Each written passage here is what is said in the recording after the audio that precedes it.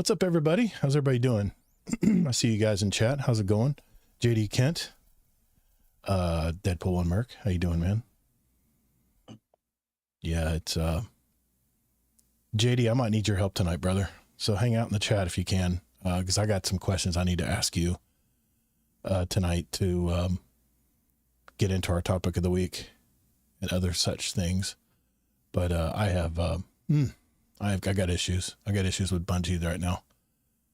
Okay. I think we are good. Like that actually means anything. Yeah, like my wife. Like you'll end up playing it's funny. Or anything. Every time I complain or get real irate about something, I can just see my wife rolling her eyes and going, drama, baby. Yeah. Such drama. Like it's actually going to mean anything in the long run. Well, we're going to find that out tonight. That's for sure. I got to get my mouse closer. It's just driving me nuts. Okay. I think we're about ready to podcast here. How's everybody doing in chat? Everybody all right? Can you guys hear myself and Kingsley well? I need to make sure. I'm sure they can. Just making sure. So I've muted myself and or you at the same time before. That's just. Well, that would be yeah, but in Discord they can. I can't say for Twitch or YouTube. Right. Gotcha. JD Kent, thank you for your sub, brother. I just now, I get these alerts, but I get them like late. I'm learning how to use Twitch better and better, but thank you, brother. Thank you for subbing. 4 months now, man. Has it been 4 months I've been podcasting on Twitch? Holy crap, it's just flying by, man. It is just flying by, that's for sure. Okay, I think we're ready to go here. All right. Okay. Are you ready? I think we're ready. I'm ready here. I'm ready here. I'm still ready. Let's do this. Here we go. 3, 2. Oh, what's up, Guardian? Welcome to episode 318 of Guardian Downcast. I'm your host, Todd the Gator, and I'm a day one Guardian who loves gaming and especially the Destiny franchise. We're the podcast that's all about your stories, your community, and your destiny. For those of you who may have just discovered our podcast, we're a weekly gaming show with an emphasis on the Destiny franchise. We like to sprinkle in some entertainment and other topics of discussion relating to our hobbies as well from time to time, usually in our roundtable episodes, which, by the way, roundtable episode is next week. So I hope you guys can hang out with us for that. It'll be our live roundtable episode. For you, those of you listening right now on the podcast platforms out there and want to check out our live shows, go to Todd the Gator on YouTube and Twitch. It's TODDTHEGATR. And you can join our live shows every Thursday night, 9 p.m. Eastern Daylight Time. And we'll also have the replay of our show on YouTube and Twitch as well. And of course, if you want to listen to any of our audio editions or episodes of our podcast, you can go to our website, guardiandowncast.com, and listen to any individual episodes whenever you like. This week, I have my co-host from the great state of Utah, Mr. Kingsley Mack, back with us again. How you doing, Mike? Hey, really glad to be here. Even though it was a crazy day for me, I am ready to rock and roll. Yeah, man, it's been one of those days, huh? I heard you were talking about it in the pre-chat. It's nothing worth getting into, but okay. I am here and happy to talk. Thank you, man. I appreciate you being here. First, this week we're going to catch up and see what we've been doing in Edge of Fate and in our lives period for the week. We always do that early in the show. I have one movie review, that we're going to talk about tonight. And also a new streaming show that I just started to watch with actually 3 seasons of it already. But I want to mention it because I just started checking it out, and I think it's a good one. I think they have some Emmy nominations, in fact, this year for their show. As usual, I'm going to report on any pertinent information from this week in Destiny from Bungie, and I've got words. Also, before we leave tonight, I have a fresh topic of the week to share, and hopefully our live chat will also give us some input and feedback as well from this topic of the week. And if there's any questions from our community, and I looked at, we do have some tonight, we'll be sure to answer those later in the show. So if you do have a question for us in the chat tonight, head over to our podcast questions channel and enter it, and we'll see it and share, our community feedback with our question of the week also in our Discord. This is a survey we put out every week concerning a specific question that I put out every Monday or Tuesday, depending on how backed up I am for the week. And I usually read the results of that little survey and any comments people had as well, as far as anybody giving feedback on that. So, in fact, this week, get out your tinfoil hats. It gets a little out there. It's a little tongue-in-cheek question of the week this time, but I just was curious how people would take it. And of course, if you want to be more involved with our community, I suggest going to our Discord community. It's growing every day. And it's discord.gg/Guardian Downcast. Ash and Iron is only 18 days away. So get that season pass completed, or I'm sorry, that reward pass completed. So if everyone's ready, let's roll. And the challenges, they're going away too. Everything is. Exactly. You got to be careful with not that. Everything, just those two, I think. Yeah. Hey, before we get into the TWAB this week, Mike, I just wanted to go just check in with you, man. See what you've been up to this week. What have you been doing in gaming? I noticed you've been playing other things than Destiny this week. What you been up to, man? I always do. Yeah. But I'm guessing you're noticing a specific game? Yeah, I did. I did notice a specific game. It's one of your fallbacks. Well, kind of. Yeah. I've talked about it before, but I haven't actually really played it until this last week. Okay. In the past, I'll say the name in a second. In the past, I checked out the first mission. I'd done a lot of research. I was really impressed with like the way they do end game stuff and builds and recalibration of exotics and these contract things, which are like way more involved types of bounties. Right. I was like, they're doing this like way better than Destiny, I feel like. But anyways, I knew, and I'm not stupid enough to think like this game will have me hooked forever, because eventually I'll get bored too, potentially. But the game is The Division 2. Finally hopping into it hardcore. Now, what that means so far is I'm probably only about halfway through the main story. Now, I have Ubisoft Plus subscription, so I get everything. Right. I get all the DLCs. I get the season pass. They have seasons. I get everything, and having a lot of fun so far, because this is a looter shooter PvE type shooting game, even though normally I wouldn't necessarily be excited in a military type looking shooting game. The reason why I like this is because it's not really PvP. I mean, they have a very small PvP section of the side that no one plays, no one cares about. But this is truly a PvE looter shooter, MMO type, game with all sorts of stuff. I'm really excited about some of the end game stuff. They supposedly have this 100 level building you go in. I think it's called Descent. That's true procedurally generated, that you're going through different levels. Really? And it's different on each level. Okay. I mean, they're doing all sorts of good things. They're in the new season that's coming out in 2 weeks. They're expanding the patrol zone. So like think about free roaming, right? And Destiny has been like this too, especially if you're not in Kepler and Division. The complaint was like, it just seems kind of easy and not, if you want to make it harder or more involved, there's not really a lot to do in the open world patrol zone. Right.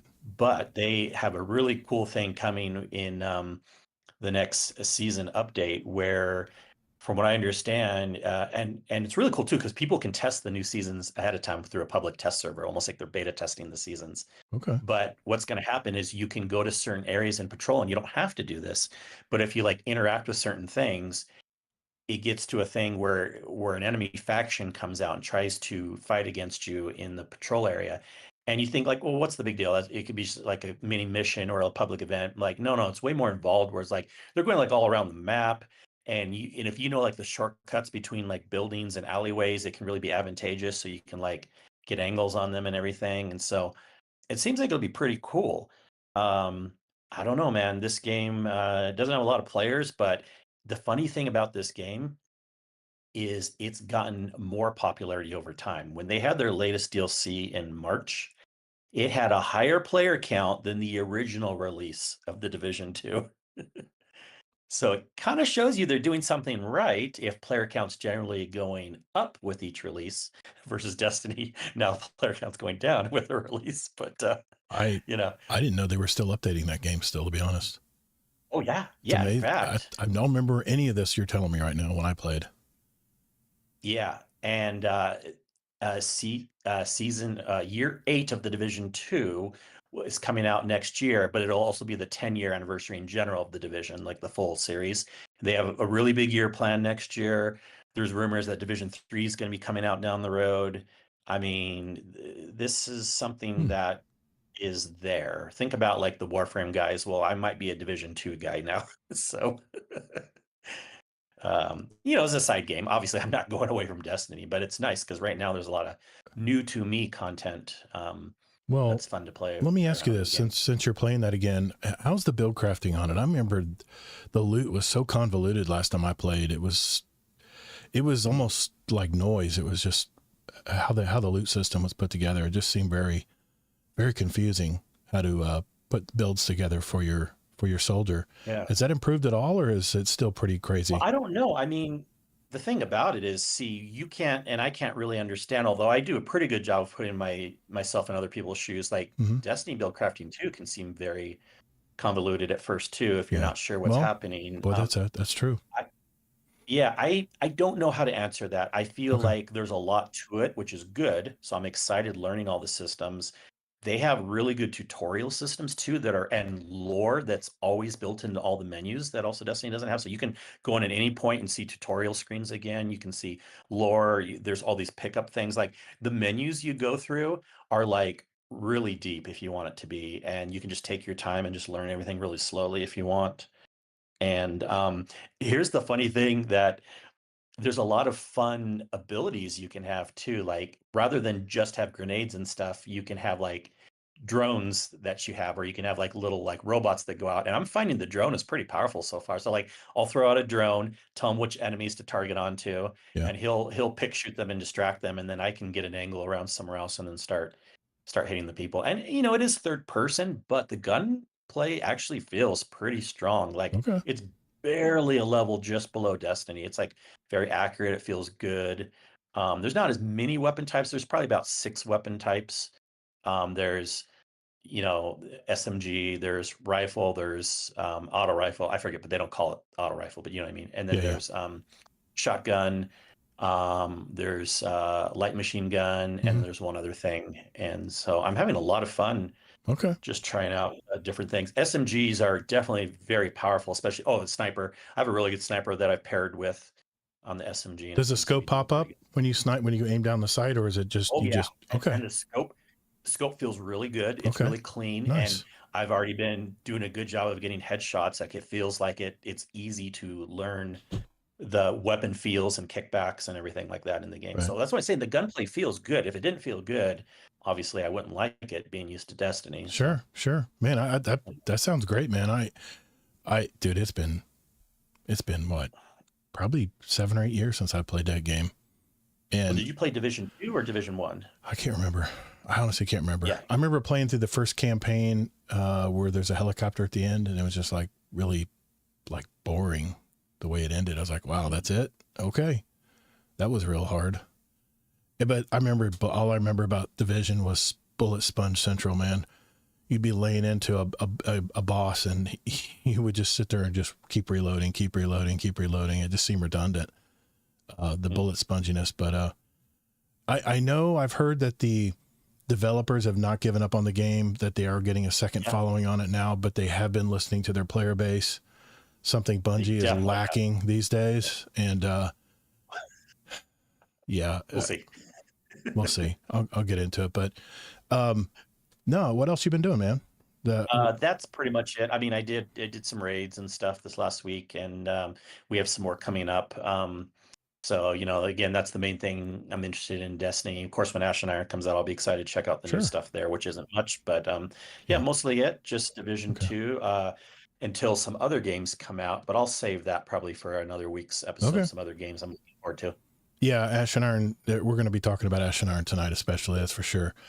I've been playing Edge of Fate every day this past week, and like I said, I guess we're into week 5 now. Is that right? Week 5? See, July 15th is when it came out. So yeah, this should be week 5, I guess. I'm almost to the 400 power. It's in the 380s right now, which means over the weekend I'll probably get it cranked out to very close to 400. Playing the Grandmaster solo ops mostly. I want to hit 400 and then just start working on my faded. It's actually week 6. Week Sorry, this is 6? week 6. Okay. Yeah. So my goal was always to reach 400 and then just start working on that Fated Weapon title that we have a bet on, a little wager on. And I'm looking at that title last night. I was looking at all the stuff I need. There's a lot of stuff on Kepler I need to do for sure. But I also played week 2 of the Battlefield 6 beta, and I have a feeling that game will not hold me like it did back in the past days of Battlefield 3 and 4. I mean, sure, it was chaotic, the usual Battlefield stuff, but I noticed that they reverted to like a Call of Duty like system to unlock weapon attachments, and nothing like the exhausted list of weapon attachments you can earn from Battlefield 3 and Battlefield 4. And as I like progression, something to work towards, I feel I'm going to be through all that pretty quick playing Battlefield 6 in October. So I don't know, man. I don't know if they're going to be successful at reinvigorating my interest in Battlefield of the past. I think they've kind of gone halfway. A lot of us Battlefield hardcore players, love the Battlefield 3 and Battlefield 4 days, and then they went to this like templated system that copied Battlefront for a while there, and had very, very basic progression systems and very basic weapons, and it just did not enthuse me at all. I lost interest pretty quick in it. And now they're not doing quite that, but they're kind of in between. If anything, it reminds me very much of Call of Duty. Call of Duty has it where you have the gun and you have probably 2 or 3 attachments, maybe 4 on each, like a barrel perk, a grip. You have different scopes. You have like little trinkets or baubles you can put on it. Then you got your stock, the basics parts of a gun. But when I was upgrading I upgraded almost all the weapons they had for the, I played medic. I played the support class because let's face it, that's a badass class right now, because you can revive people, you can supply people. It's like they put the support class, they put the medic and support class together in one character. And I kind of dug it because I love helping. I love supporting my team and also reviving them if I have to, where I can drag them out of harm's way and pick them up and get them back in the battle. And if you're playing Conquest, which is the only game I played, it's all about those tickets, man. You got to make sure you get those tickets reset. And it's all about, losing players in that game. It's a game of attrition, if anything. The color palette, I thought they might have improved that a bit on the second week. It's still that old bluish tint like Battlefield 3 had. I don't know if it's necessary because of all the memory space and all the chaos and destruction, but I prefer the colors actually in World War I version of the game. Second, the 2 maps they provided were really small compared to the huge maps of past Battlefield games. They stated that they're bringing back the big maps in Battlefield 6, but until I see them, ain't going to be a pre-order from me. And I don't pre-order from EA ever again. So they're going to have to prove that this game is worth me buying or ordering and playing. And I'll just look towards the major content creators and see what they say. Level Cap and Jack Frags are probably the 2 leading guys when it comes to Battlefield content creators out there. They both have millions of followers, and they've been doing it ever since the beginning. I'll wait to hear what they have to say about the game. And I know they're going to be a little slanted. They're going to be a little biased because they're Battlefield guys, but I'm going to wait and see what they say before I start playing that game. October 10th is when it comes out, by the way. I was actually tinkering with the controller and game settings during the Battlefield beta as well. Man, they have so many settings for that game. That's the one thing I got to give EA and DICE is you can tweak every little thing in your controller. How you see flashes, how much screen shake you want. I mean, you can tune a lot of different things. And the problem is a lot of these things like film grain, camera shake, and all that just makes you less competitive out there against other players. So you have to almost tone down all that stuff if you're playing on controller, at least. I can't speak for the mouse and keyboard guys, but all that withstanding, I am looking forward to jumping into it and playing it in October, but I'm not going to pre-order this game. I will continue the grind until Ash and Iron update arrives for now in Destiny. And just to let you know, if you're out there grinding like I am, trying to get that power level up, I'm at 383 right now. I play about a half to an hour in the morning before I go to work. and I play about 2 hours, maybe 3 on a long night, at night before I go watch my shows and go to bed. So that's how much time I'm putting in the game and how much, my rank has gone up, my gear score, power, whatever you want to call it these days. So I'm right around the 383 mark as of tonight. So, just letting you guys know in case you're wondering how much time you need to throw into this grind for Destiny. But entertainment wise, I do have a go ahead. comment on the power thing real quick. I think it'll be good to say it now. Yeah, go ahead. Go for your intent. No, go for it. Just because I said it in the Discord, but like just because no one else had confirmed it, and maybe some people would be like, we knew this, but like no one was really saying it. Some articles were saying otherwise. So I finally did the test where I got to power level 300. I did not rank up my guardian rank because I wanted to see if it truly was just power, nothing to do with the guardian rank. And as I expected, it is only to do with powers, nothing to do with guardian rank.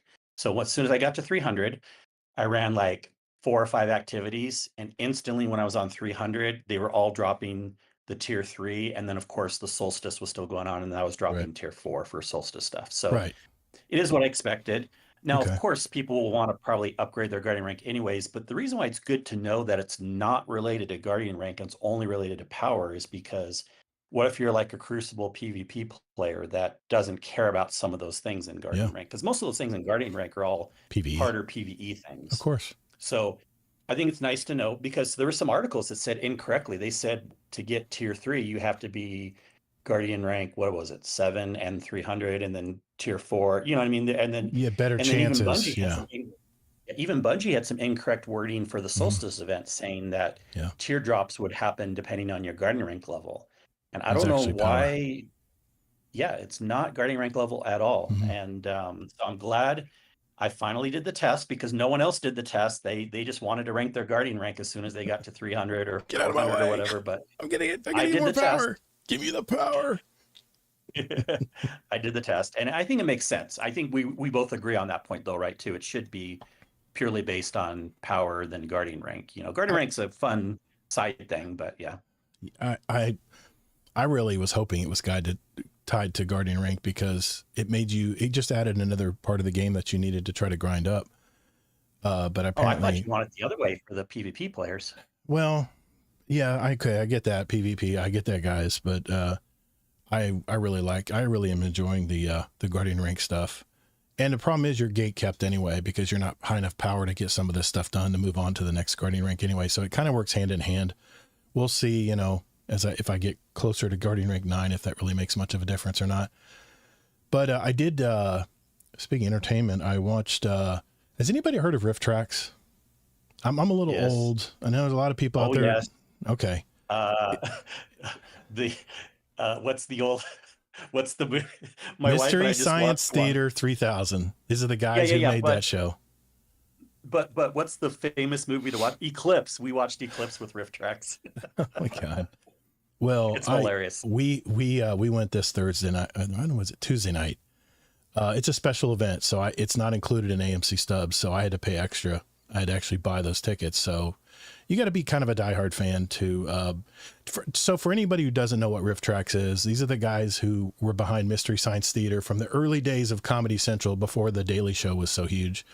It's basically 3 guys who play a classic movie, typically a bad one, and they make comments through dialogue of the entire movie. I mean, it can be hilarious for the most part. It was fun, I guess. They played the 1994 movie Time Cop from Jean-Claude Van Damme. It was also had Mia Sarah from Ferris Bueller's Girlfriend, and Ron Silver, who played a lot of bad guys back in the 90s. And it was funny.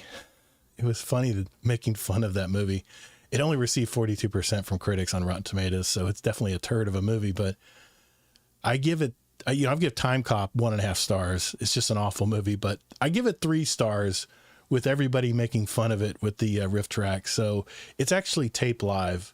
We saw the replay of it because we missed the week before. They actually do it live, and they simulcast it to all these theaters across the nation. And it's just so funny. And they have big Patreon, and they do crowdfunding where they actually raise enough money in the Patreon to buy the licenses to play these movies to everybody. And of course, make fun of them. So I just remember back. It's just so funny, man. if you ever get a chance to do a Rift Tracks event, definitely go and check it out. The horror movie ones at during Halloween are the best because the horror movies are so bad. They usually get like an old 50s horror movie that were, where, let's face it, special effects were pretty lacking back then. And it just is hilarious what they thought was scary back then. But if you ever have a chance to go to a Rift Tracks event, definitely do it. It's a lot of fun. The other show I wanted to share this week is, of course, Alien Earth on FX. I've seen all 3 episodes that have been released so far, and I'm actually listening to the companion podcast that goes with it, and it's really insightful because they talk to the characters, they talk to the actors, they talk to the showrunners, they talk to everybody involved in the movie, and you realize what that one scene in the movie where the alien jumps down or something. They were talking about this today, how they did it in 2 takes, but they had like all these departments involved just to make that one scene. You realize how much work goes into making these shows. It's pretty crazy. So definitely check that out. The second episode, they contrast the building that the ship crashes into on Earth, that's why it's called Alien Earth. And it kind of shows the different levels of people who have money and who don't, privilege. It also talks about the oligarchies out there, which I think that kind of the billionaires, well, there's trillionaires actually in Alien Earth. So it's pretty crazy how they compare what we deal with today with billionaires and stuff like that in the news. I started getting into a series on Apple TV that for years now, I just decided to jump into and check out. And that is a spy series called Slow Horses. It's up for many, many Emmy awards this year. So I decided to check it out. So far, it's been pretty entertaining. It's about an obscure and forgotten department of MI6 in the UK, where they send agents that failed at their assignments or where burnout older agents go and do nothing, it seems. Speaking of burnout old agents, Gary Oldman, which I'm a big fan of his movies he's done. He's the lead character. Jack Lowden and Kristen Scott Thomas are also very heavy hitters in this series, and I'm just starting to get into it, and I'll report back once I get deeper into it. But there's 3 seasons out, I believe, and I'm only just starting first season. So it got a 98% from Rotten Tomatoes from critics. So maybe check this one out if you're looking for a new series to get into. It's very much a slow burn at first, so hang in there. It does ramp up nicely as you get a few more episodes in. So I know we got a lot to talk about Destiny-wise tonight. So if you're good, Kingsley, let's just jump right in to This Week in Destiny. Does that sound good? Sounds good. All right. We'll be right back after we get in to This Week in Destiny. Read comments here real quick because I've been yapping. I've been ignoring chat here. I mean, nothing too much. Although Tut did say that he thought it was one of the best Battlefield games he's played. Believe me, it brings back the feels of old Battlefield, being very chaotic and everything. I just wish they had bigger maps where you could have some breathing room and actually walk around a while before you walk right into a series of bullets coming at you. Judge Destiny 2 on its beta either. They only had like 1 strike, and Yeah. So I don't know. I still love that beta. Started on the Cosmodrome. That was a great start. Yeah, but I mean, I'm pretty sure they're gonna have bigger maps if they say they're having bigger maps, or else no one will buy it. Of course, of course. But they're gonna have to show me before I buy this game. JD Kent, your Guardian rank had to do with Arms Week tier weapons. Okay, that's good to know. Interesting it did for Arms Week because it definitely didn't for Solstice. So they're being so inconsistent. Like with Solstice, when I was in the 200s, I was getting tier 3 Solstice stuff, and of course tier 2 regular drops. And then as soon as I got to 300, I got tier 4 Solstice stuff. Yeah. And tier 3. So why would they do it only for Arms Week? I don't know. Well, they +1 everything. We like Arms Week, by the way. I loved it. The problem is they +1 everything. Everybody got used to getting that awesome loot, and now what do? We're back to the normal. Arms Week. Arms Week. Yeah. Oh, yeah. Sorry. Yeah. Arms Week. Yes. That Arms Week was a success in my eyes. It was very good. Time Cop is a graphic novel. It may have been JD Kent, but Jean Claude didn't do any favors when he made that movie. That's for sure. You've seen a Rift Tracks, Amazing Taco King. Yeah. I'm not going to get, Treks are I'm, so funny. I'm not going to get the EA Pro. I'm not going to do the streaming thing. I'm just going to, if I like the game and it's going to be fun, I'll just buy it and add it to my library. I'm just old fashioned that way. I know I could probably go to Game Pass and just do it that way, but not me. I'm not going to do it that way. Bring back Battlefield 2042, best game ever, in my opinion. I'll have to disagree with that. Amazing Taco King. I don't believe that's correct. Yeah. And it was a beta. I get that. It was just a beta. 2142. Yeah. And yeah, Ghost Recon series has always been fun third person shooter. I enjoyed. Yeah. Got you, man. Got you. JD Kent, the only third person game I ever got into was GTA. Okay. Yeah. GTA, I don't know. I'm going to hold my reserve. I'm going to reserve my judgment on GTA because the last time I played it, I did not stick around. 2142. Okay. I'm not going to stick around. I didn't stick around very long on the last one. It just got monotonous. You also didn't stick around on the game of the year.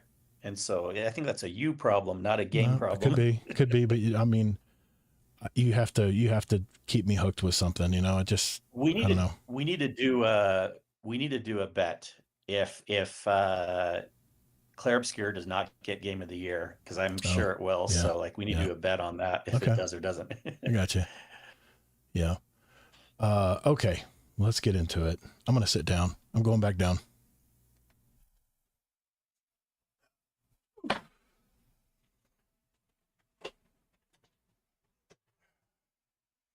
I think my leg quit hurting now. Oh, good. Just sitting for long periods of time. Morphine shot? No morphine. No morphine. I'll keep it on chat too here. But Destiny detox program for Gator. No, man, I don't play a ton of Destiny. I play at a nice steady pace as a casual player. I can't call myself a hardcore player anymore. No. Anyone who's like 350 or higher is not a casual player. They're I would say they're a moderate player. Okay, I'm a hobby player, let's say. But I just want to let people know that's the pace I'm playing the game right now. And that's where I'm at power wise. And I've just been grinding. I've been doing some fire team ops too, solo, but mainly it's been solo ops, which to me was the greatest thing they ever made in this game in Edge of Fate. But we'll get into it here. Let's pop up This Week in Destiny. Let's just get into it here. I got it pulled up. I'll go ahead and screen share it here. And it's funny, even the word hobbyist doesn't sound like the correct term, because when I think about like some people that act a hobby doing model cars or something, but it doesn't mean they're doing it several times a week or a few hours every night. It's a hobby because you come back and work on it little by little, like most hobbies. Okay, but the amount of time that people put into Destiny, I feel like there should be another, even if you aren't hardcore, I feel like, I'm just saying this personally, I feel like there should be a different term than hobbyist. Like I would call it like something that below the word hardcore. You know what I mean? Like Tasha's got it. Enthusiast. Player. Enthusiast. That's a good word. Enthusiast. There you go. That. Enthusiast. Yeah. Yeah. Fishing is a hobby like once a week. All right, Zombie Pops. We know you like fishing.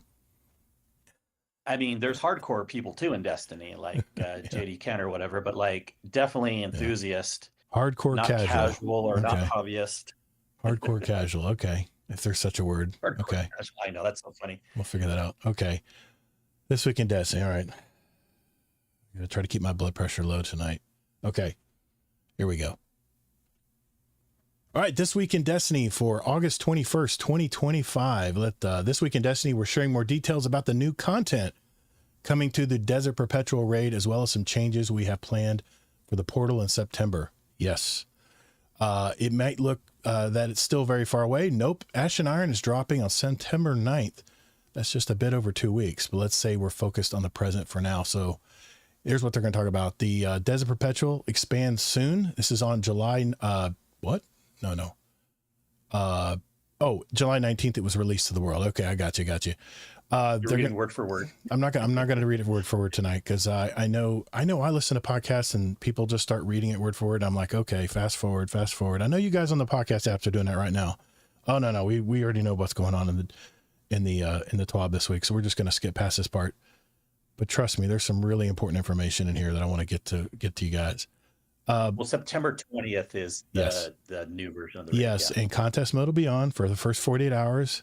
And as soon as the first, let's see, as soon as the first team does complete the new epic version of the Desert Epic. Perpetual, then it will go back where you can actually jump in and do it at a regular non-contest mode, which is always the way they should do it. There's going to be a world's first race for it. That's all we need to know there. But they're not doing. They just want to let you know that there's a not swap update coming with the release of the epic raid to keep success encounters focused on action gameplay and create a level playing field for players across the platforms. We're rolling out a new version of Not Swap for contest mode. This modifier will now reset your super and ability energy, special ammo, and heavy ammo, as well as remove all ammo and orbs on the ground when you change exotic or legendary armor or weapon ammo types. Damn. This modifier will also take effect when 3 or more feats are activated in the standard difficulty of the epic raid. This experience has been tuned around this modifier. We'll share more information in a future TWID. What were you going to say, Kingsley? Okay, so I think this is wild, and hard to say if I agree with it for contest mode for that. But I mean, this could go even longer than when the raid first came out, especially if there's more people watching now. So we're hoping there's no cheaters this time around. We know the team that won World's First didn't cheat, or else we would Yeah. have found out by now. But having not swap for the epic version of the raid, this could go on forever. I feel like they're just trying to do things here to, yeah, we have the hardest raid ever. Yeah. I don't really care one way or the other. The thing that I'm a little disappointed on though is well, no, I'm not actually, because I kind of, I don't know. I don't know how I feel yet. I hate the idea of hot swapping anyways, because you Mhm. get a lot of peer pressure to do it. Yeah. But the fact that it'll be a thing even after contest mode, I'll be interested to see what the community thinks. I don't know how I feel now. I think I'm mostly okay with it, but it'll be interesting. Well, I'm sure a lot of world's first racers are not going to be happy about this. That's the way it is in Crucible already, by the way. If you switch your weapon type, you reset all your super gain, all of your any of your special abilities, your grenade, everything resets to 0. So I'm kind of already used to this. I used to start with a shotgun, and as soon as I ran out of ammo, I'd switch over to a sidearm. Now I can't do that anymore because I guess a lot of people were jumping and doing the same thing. So yeah, not people are not happy. There's a lot of buzz about this in the interwebs right now. I think some people are more okay with it though. Yeah. Like we even have a comment in the chat that it doesn't have to be that big of a thing. Scaro9 live streamed and he explained it. Tajo said, and I Okay. think as long as the tuning's okay, I think this actually makes the raid more pure again, Okay. because I kind of get annoyed too when people think the ways to clear raids are the cheesy ways or the hot Right. swap ways or things like that. And so at least this will make it more pure. Okay. Featured gear and seasonal mods. The bonus to damage and damage resistant granted by the artifact when using currently featured gear will be active during this time. We know this will impact build crafting. The seasonal mods can be slotted into featured weapons. Will also be available during this time. But they basically said, we know this might make you make adjustments, but it is what it is, and they'll have a banned item list later on. But they just want to give everybody plenty of head start that you cannot swap. Can't do hot swap on the challenge, on the contest mode. Doesn't affect me because I don't run contests anymore. Integrity of the challenge, they just said that they're going to be keeping an eye on stuff. Supposedly there's going to be more people watching out and looking for anybody doing something they're not supposed to be doing, or going against terms of service, blah blah blah. Upcoming raid reward changes. Now I know you like this, Kingsley. Yeah. Since Yeah. If you want, I can read this section to help your voice. Go for it. I'm gonna try to save it tonight. This is really good news. They kind of hinted that this would be coming, and this is only on the newest raid, unfortunately, but what's going to happen with Ash and Iron is a lot more loot, a lot more gear drops, things like that. You can earn extra rewards from clearing all the encounters. So if you defeat the 3 sub bosses, the 3 encounters before the main boss, you will then get an additional piece of gear. Also, they're introducing 2 new weekly challenges. One of them gives an extra piece of loot from your first clear of an encounter each week in either version of the raid. So again, this is happening on the normal version too. Mm-hmm. Completing the challenge will unlock an additional one that provides loot from the epic raid, and the loot from these challenges drops has bonus seasonal power and drops as an upgraded tier based on the number of active feats. So they're really trying to build into making the raid look more beneficial to everyone. They also want to make even more improvements where they are going to remove a requirement of completing this triumph called Combined Mastery Mm-hmm. that you would have to have done in the past to increase your gear tier drop. So basically, all Desert Perpetual gear will now drop at tier 2 in the standard version and tier 3 in the epic version, no matter your current power level. Okay.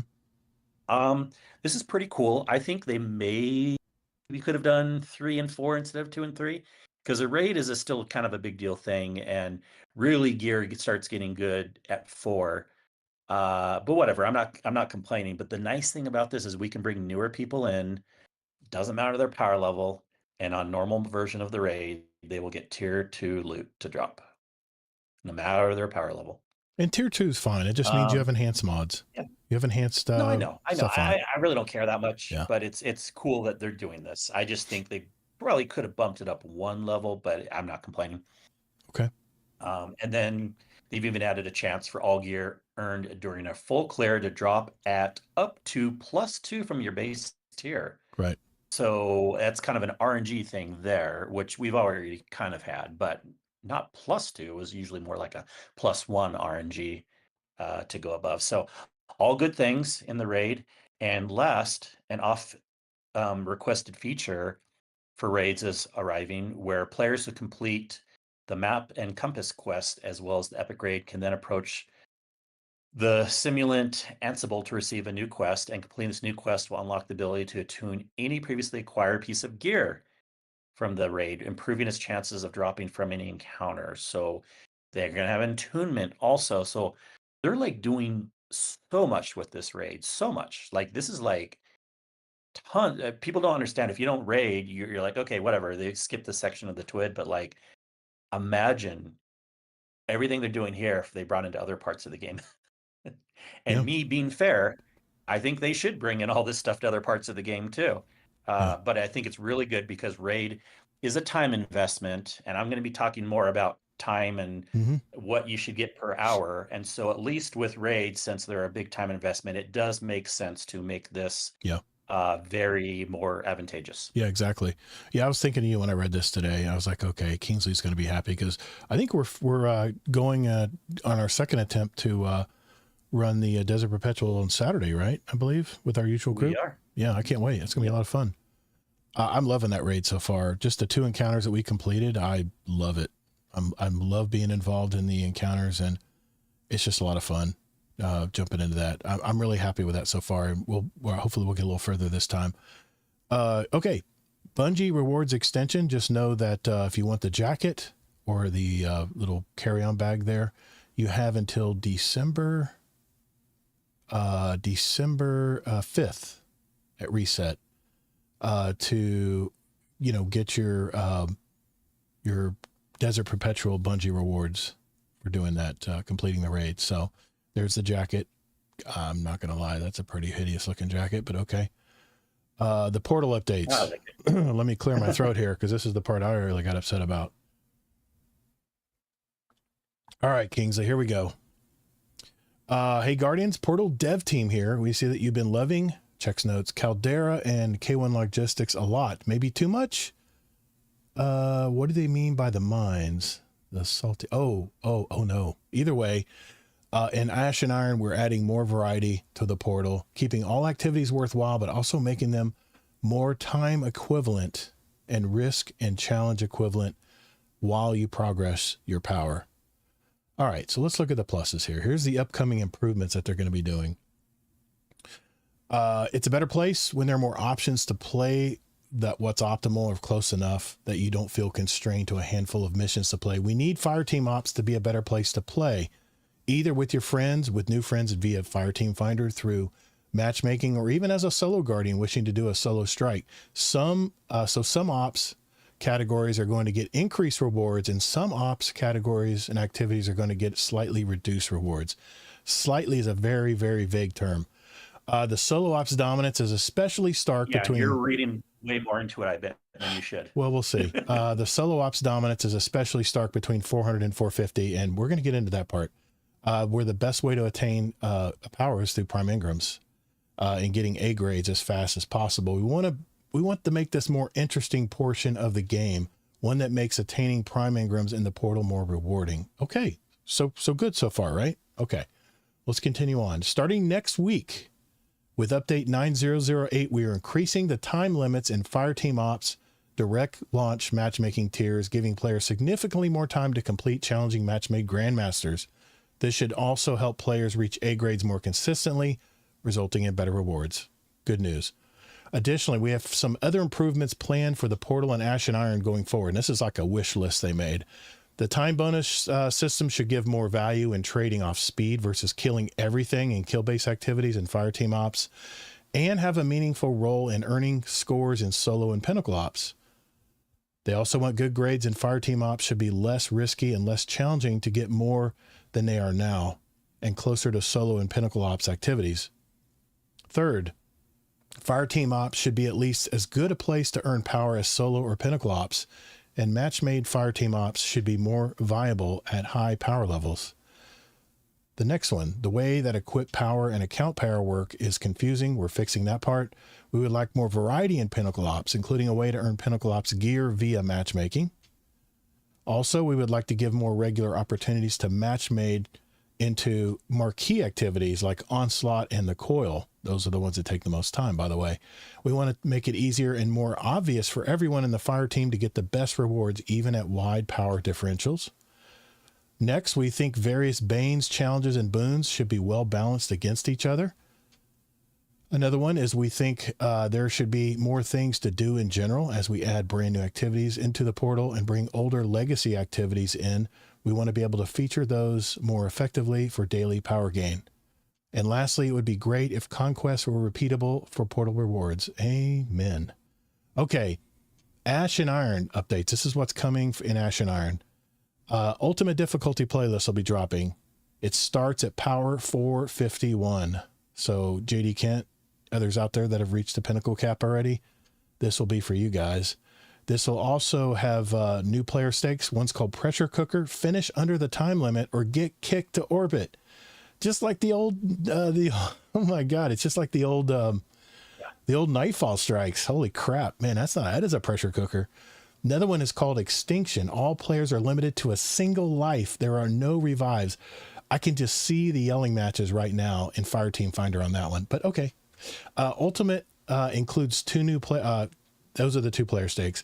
These optional stakes are intended to provide the most significant challenge to even the most experienced Guardians and include score boosts to match. Okay, we'll just see how that plays out. Ultimate Fireteam Ops matchmaking will be open in week 10. I cannot wait to get hit Reddit after this. The week after Ash and Iron launches. Okay, so let's get into but remember, go ahead. Since those are optional, those aren't going to be the match-made ones. You have to go in with a team to pick the optional. I would highly suggest that if you want to keep your sanity, because talk about just highly suggest, you won't be able to. Remember, match-made, you can't pick things. You can't. They just preset the modifiers. So if you want to pick optional modifiers, you have to bring a team in. So, but they said that Ultimate Fireteam Ops matchmaking will be open in week 10, the week after Ash and Iron launches. But they said that those are optional modifiers above. Matchmaking isn't the only way to go in. You can bring a pre-made fire team also, and then select the modifiers, the optional modifiers. Okay, I'm good still. Okay, Ash and Iron. This is what's coming in Ash and Iron, the ultimate difficulty. We mentioned that. Okay, let's get into scoring. Platinum and Diamond reward ranks. Players can reach Platinum and Diamond reward ranks, which run from 450 to 499 power and 500 to 550 power respectively, while in Platinum and Diamond you can earn A+ grade in PvE. By the way, you're going to need that A+ to qualify for top tier 5 gear until Platinum 3, where A grades will start giving tier 3. Keep that in mind, guys. Once you have reached Diamond 1, B+ qualifies you for tier 5. Okay, and at Platinum 3, even a B will get you tier 5. Guaranteed tier 5s. We can't ask for more, right? Okay, so that's good. That's good news. Reward multiplier changes. Everybody drink. We're changing the reward multiplier to use account highest power rather than equip power to determine your basis of the multiplier. I don't know if I agree with this, because what if you have something in, I mean, what if you have, well, okay, I'll leave it alone for now. This applies to PvP in the portal. Also, you will still need to have new or featured armor to get up to a 10% scoring bonus. No swapping at the end of the activity. However, we track this value for the entirety of the activity. They'll be watching, guys. They're going to be watching you. There are 5 new portal score boosters in the Ashen Iron reward pass, but you don't lose your score boost if you got them in the reclamation pass, which I have all of them. You can still earn 3% for each of the new boosts, up to 15% total. If you're already at 15% score boost, you'll get enhancement cores instead of the boost. 10 enhancement cores. So, okay. That's a nice trade-off. You know what's funny about this? What's and look that? at the GIF I put in the chat in Discord. Like, this is getting very complicated and convoluted. Yeah. No, I followed it. I followed it because I play this every day. I follow things well, but like, it's just, we're getting into a state where like, they're having to add more and more complication. Yep. Now, if it's the 3rd week of the 2nd month, if you want to do ultimate plus A minus plus grade, you got to have a rewind modifier that's active half of the time. You know, it's like, and if the barometric pressure is below 30 pounds. Yeah, exactly. Yeah. Anyways, go on. Okay. Oh boy. Reward multiplier changes. All right, let's talk about this. We're changing the reward we talked about that. Sorry. I'm just so wanting to get to the next part. Time limit adjustments. All activities have their time limit adjusted based on actual play data from the past few weeks. So they're just guarantees you that we're beta testers in the first parts of this Edge of Fate, rather than the pre-Edge of Fate times.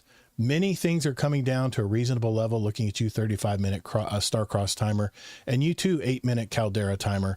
Other things are increasing. Luminality, Inverted Spire, Onslaught, to give you more time to get those bonus points. That is great, because you get, I think, 10 or 15% bonus points if you get within the timer.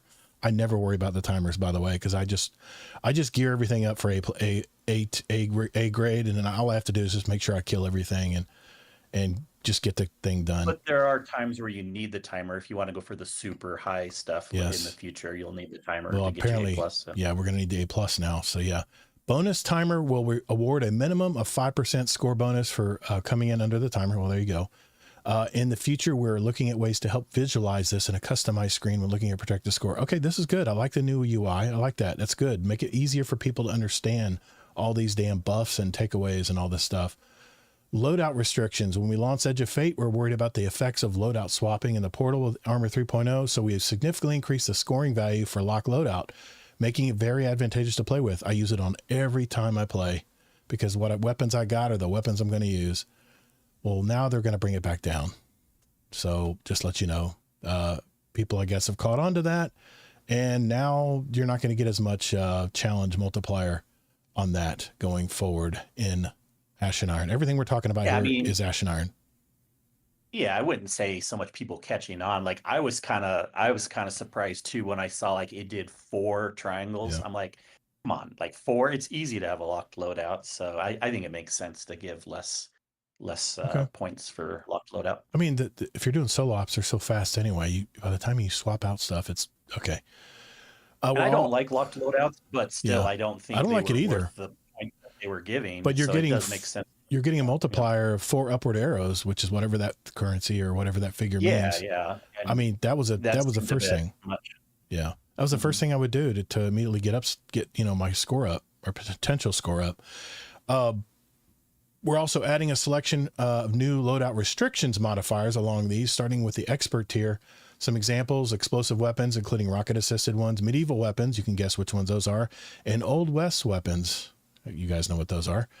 That is very exciting. Play with explosive weapons only, or play with swords only, or bows. That's fun. Or you have to play with certain armory type weapons. That is fun. That's called creating content and stuff to play, right? All of these also include restrictions for new and featured armor similar to Avant-Garde, but the weapons come from anywhere and anytime, even from 1963. Okay. They are adding a new loadout player state called Touche, which combines lock loadout with Avant-Garde restrictions. You know how everybody's been complaining that get rid of Avant-Garde. Nah, Bungie's doubling down, baby. Now they have a double tier where you can get locked loadouts and Avant-Garde. So you can't use any of your other weapons, just the ones from the current season. Gotta love it. Gotta love it. Well, that's not going away as long as they have featured weapons and these seasons that change all the time. I understand. They want us to use the new gear. I get it. They're slowly trying to sunset everything. They're trying to slowly sunset everything in our vault, and slowly they're doing that because I'm running out of space in the vault just for armor. Anyway, do you think that's bad, right? Well, it gets even better. Initially, the weapons included appropriate categories, but eventually we want to expand the value of these by taking into account specialized frames like the rocket pistol pulse above, or like perks like Dragonfly, full auto retrofit, also case exotics, weapons like Vex Mythic Class and Sunshot. Again, that sounds exciting. You're creating content, right? Data, experience, and rewards. So let's just break this down. They've been monitoring our play, and in a nutshell, what they're saying here is there's some Pinnacle ops, some fire team ops that are taking longer than they put the time limits up there, should take this much time. And these are what these graphs state right here. There's some solo ops activities too that probably take a little longer but if you look at the Pinnacle activity, all the durations are pretty closely tied together here. But it's clear that Encore, Starcrossed, and Whisper are people are breezing through it too fast. God forbid us as gamers try to figure out how to get through stuff quickly and grind our power, right? Well, the fun police are here, guys. They're gonna make all of these as far as reward wise. If you do get them, they're basically shortening the time on them, where you don't have as much variance. So. And right here, the Inverted Spire, Widow's Court, and Luminality are the ones you can see in this graph that have very variable curves, because you have players of different skill types. So some players that are really hardcore and play every day will easily get in this first bump, but then you have people over here later that aren't quite as good and experienced, I should say, not as good, but just not as experienced, who take a little longer and they don't get that score bonus. So they're going to basically, in a nutshell, they're increasing the rewards for the extra time. Luminality is increasing to 2. Inverted Spire is also getting increased to 2. And Onslaught, Widow's Court is increased to 4.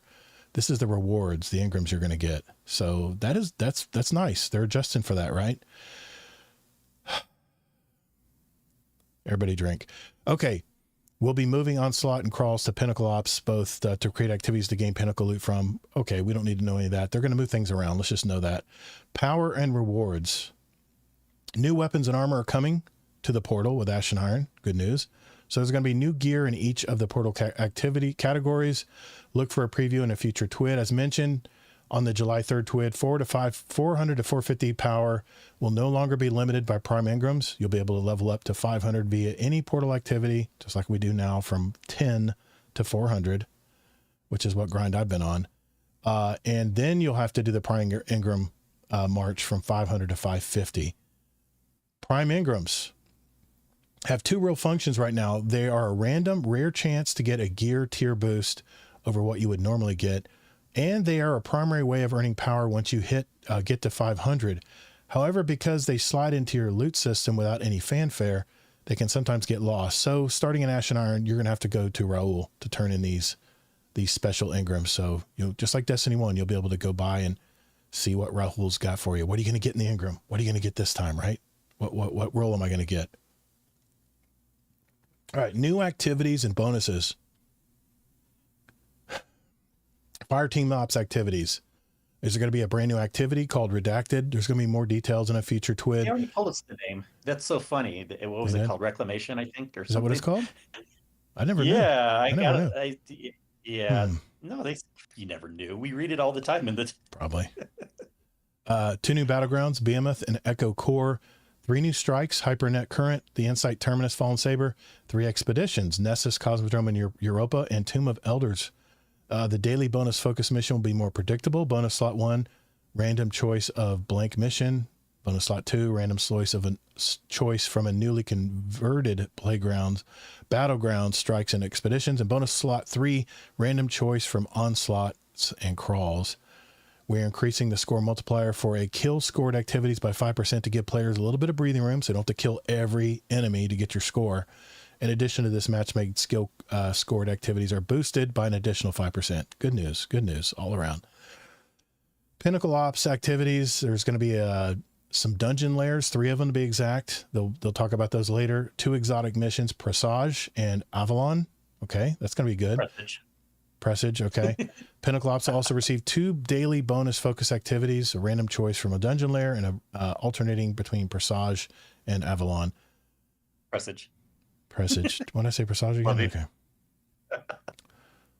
Solo Ops. The only reason bonuses. I remember that is because it was so funny on Guardian Hub back when that mission came out, and we were all just trying to figure out how it's pronounced, and we found out pretty easily because Bungie said the pronunciation in the game. Yeah. There's a voice line by, I believe, is it Saint or someone? But they say the pronunciation in the game. Oh, okay. So it is Presage. Yeah. Okay. Yes, like I said. All right. Okay. Solo Ops bonuses. Solo Ops is intended to be quick, reliable way to earn power when you have the time to kill at the start or end of a session, or need to complete a few objectives in a low stress, low commitment venue. It was never intended to be the above all best method of leveling for all player types. But right now, the speed, ease, and consistency of earning top rewards is drowning out most of the other options, especially at 400 plus. To start balancing this with other portal activities, we are using a relatively light touch. Bullshit. But you don't know. You can't say bullshit until you see it. This one sentence made me rage today. They reduce power earned for a given grade in Solo Ops by 1 compared to Fireteam Ops, Pinnacle Ops, and Crucible. I don't know if you guys understand what that phrase just meant. Right now, if you get an A grade in a Solo Ops activity, which I always get A grades and everything, you'll get a +3 item. They're going to reduce that to +2. So effectively, what Bungie is saying to you there in a very light touched way, everybody's been complaining that the grind is taking too long. Well, don't worry. Bungie's going to fix that, guys. They just added 33% more time to your grind to 500 now. 33% longer it's going to take you now to get to that 500 mark. If you only do Solo Ops. If you only do Solo Ops. Here's the thing. I don't have time to run Fireteam Ops in the morning. I got a half an hour to play. I got 45 minutes to play. This is the one thing I have time. This is the one. Takes 15 minutes. Not for me, because I'm soloing it. I'm soloing it because it's in the morning and I don't have time to get hooked up with a fire team. I sure as hell don't want to match make it because you don't know what you're going to get there. You're just complaining. And what happens is I get maybe 1 fire team ops game in if I decide to do it in the morning, and then I'm off to work. I got no more time. What I loved about solo ops is you could jump in 8 minutes, you're done. You can get over 45 minutes. You can get 5 or 6 solo ops done in 45 minutes before you head to work in the morning. I was praising the rooftops. I was crying out from the rooftops and praising Bungie for making such an awesome system that helps us solo players earn gear to power up and through the grind. And now Bungie's like, well, now it's going to take a little longer. So everyone's been complaining how they can't get to the power 400 quick enough. Now it's going to be 33% longer for you to do it. Instead of that +3 item, you're going to get a +2 item for that A grade solo ops.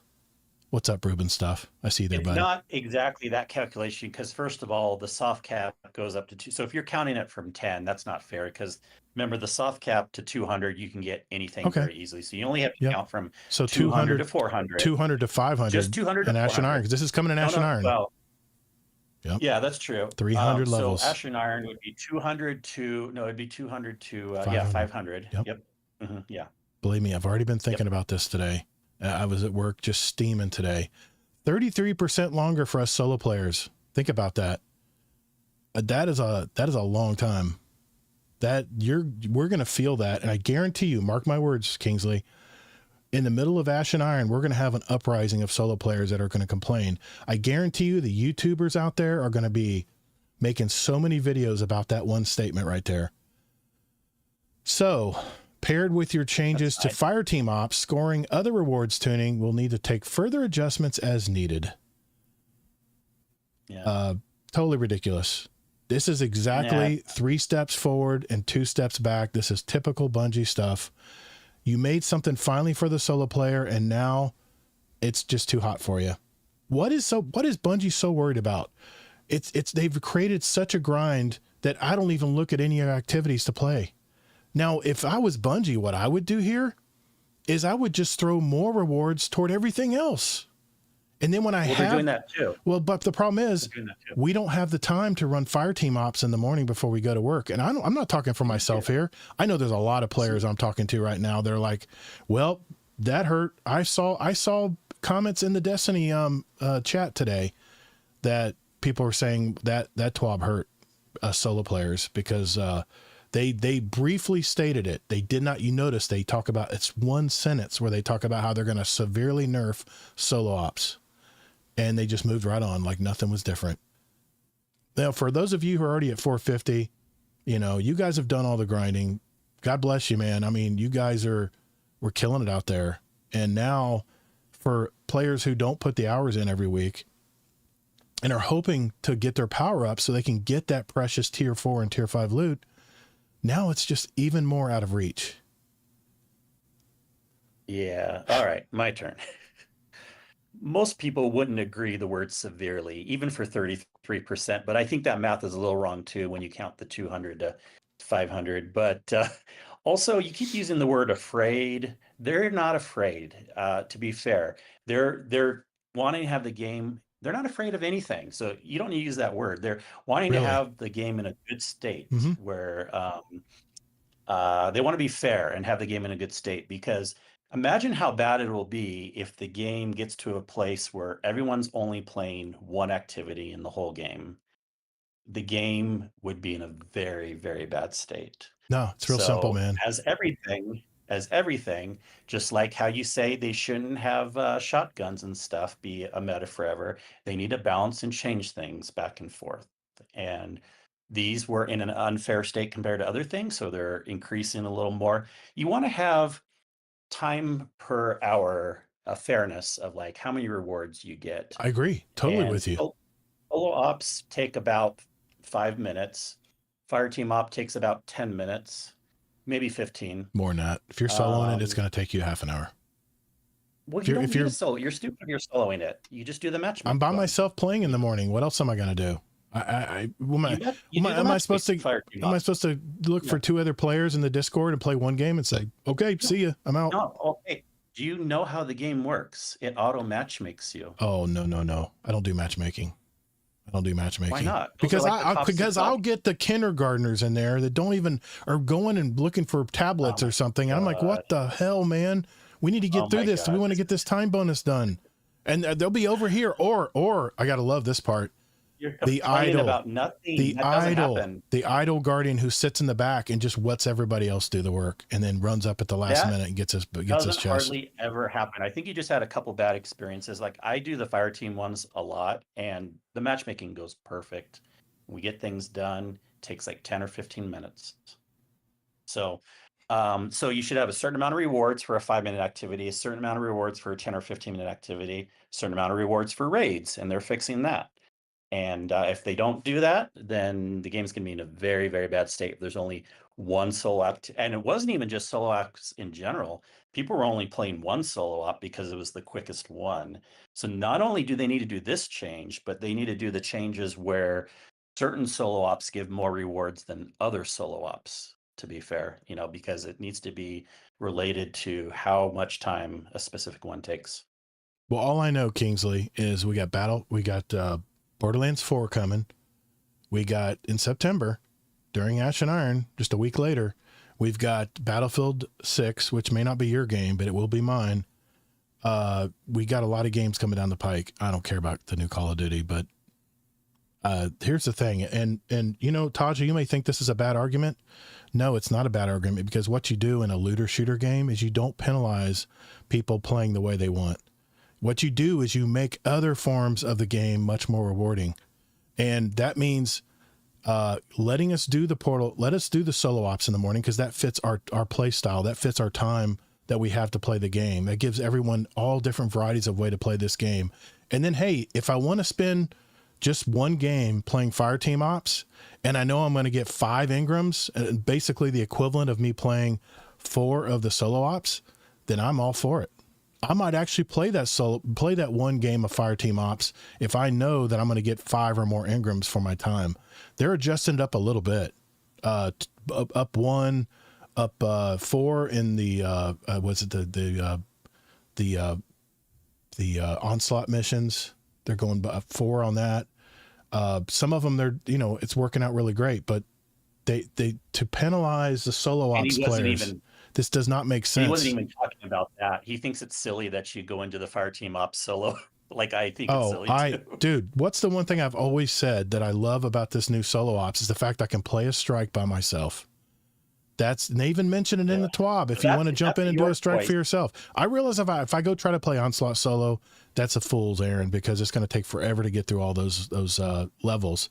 But if I want to go play a strike on my own, I should be able to do that. You can't fairly use that argument against normal Fireteam Ops, how most people play Fireteam Ops. Most people will do the matchmaking for Fireteam Ops. So, to be fair, you can't say a Fireteam Op averages 30 minutes. It does not. It averages 10 to 15 minutes. If that was the case, Kingsley, why is Fireteam Ops the worst way to power up right now? Why is it the worst way? No, you listen to the streamers, you listen to the content creators. They're saying stay out of Fireteam Ops. Stay out of Fireteam Ops. Yeah, it's ridiculous. It's terrible. The question. The reason why it's the worst way is because solo ops unfairly gives the same amount of rewards. Well, they're increasing the rewards. I hope it's majorly increased the rewards, but yeah, the thing is they're turning their backs on a lot of solo players out there. The streamers who are playing all day, they want to play Fireteam Ops. But I can see him. I can see Astercross when he's in there playing Fireteam Ops. He's looking at his watch. He's like, man, I could be getting a lot more stuff done, man, right now, instead of, somebody died. Yeah. Somebody died again over here. We have to go pick him up. 5 minutes versus 10 minutes for them. And it really is that much of a small difference for the good players when you do a fire team versus a solo. Actually, for them, solo is probably like 3 minutes. They wanted to go from like 10 minutes to 3 minutes. I'm just gonna tell you right now, this may kill my grind. This may kill me grinding this game, because if I know I got only way I can get very powerful drops from here on out and get more effective leveling means I have to match make it. You just defeated the reason why I like solo ops. I'm not antisocial. It's just I have very limited time in the morning. I know McMaximo, he's a truck driver. He has very weird hours that he jumps on the game. And unless he wants to pull people from Germany or somewhere in the Middle East, he games at the strange times of the day sometimes. And he wants to be able to jump in and play solo ops. That's just 2 people I'm speaking of. There are a ton of solo players out there that really were happy that there was a solo ops that gave you effective power. Now it's going to take us 33% longer to do the same thing that we've been doing. That's not a good argument either. I played in the middle of the night, and I'm not pulling weird people with fire team ops. Dude, there's a reason. There's a reason I call 1 a.m. on the East Coast the witching hour in Crucible, because you start getting players from the weirdest places. Different. It's matchmaking. Sure, it's matchmaking. Yeah, but not no, because the population's bigger in PvE than Crucible. Always. That may be. That may be. But the later you play, wherever you live, if you're on night shift and you can only play at 4 a.m., I guarantee it's not going to be the same experience if you're playing at 9 to 12 p.m. It's not the same experience. And I'm just saying I just mark my words. I'm telling you, Bungie is going to revert back on this. They're going to revert back if they don't want to lose a shit ton of players, because this is ridiculous. Nerfing solo ops that much. People won't even notice it. They're going to notice only it. People in the community that read the TWID and keep up with things and stuff.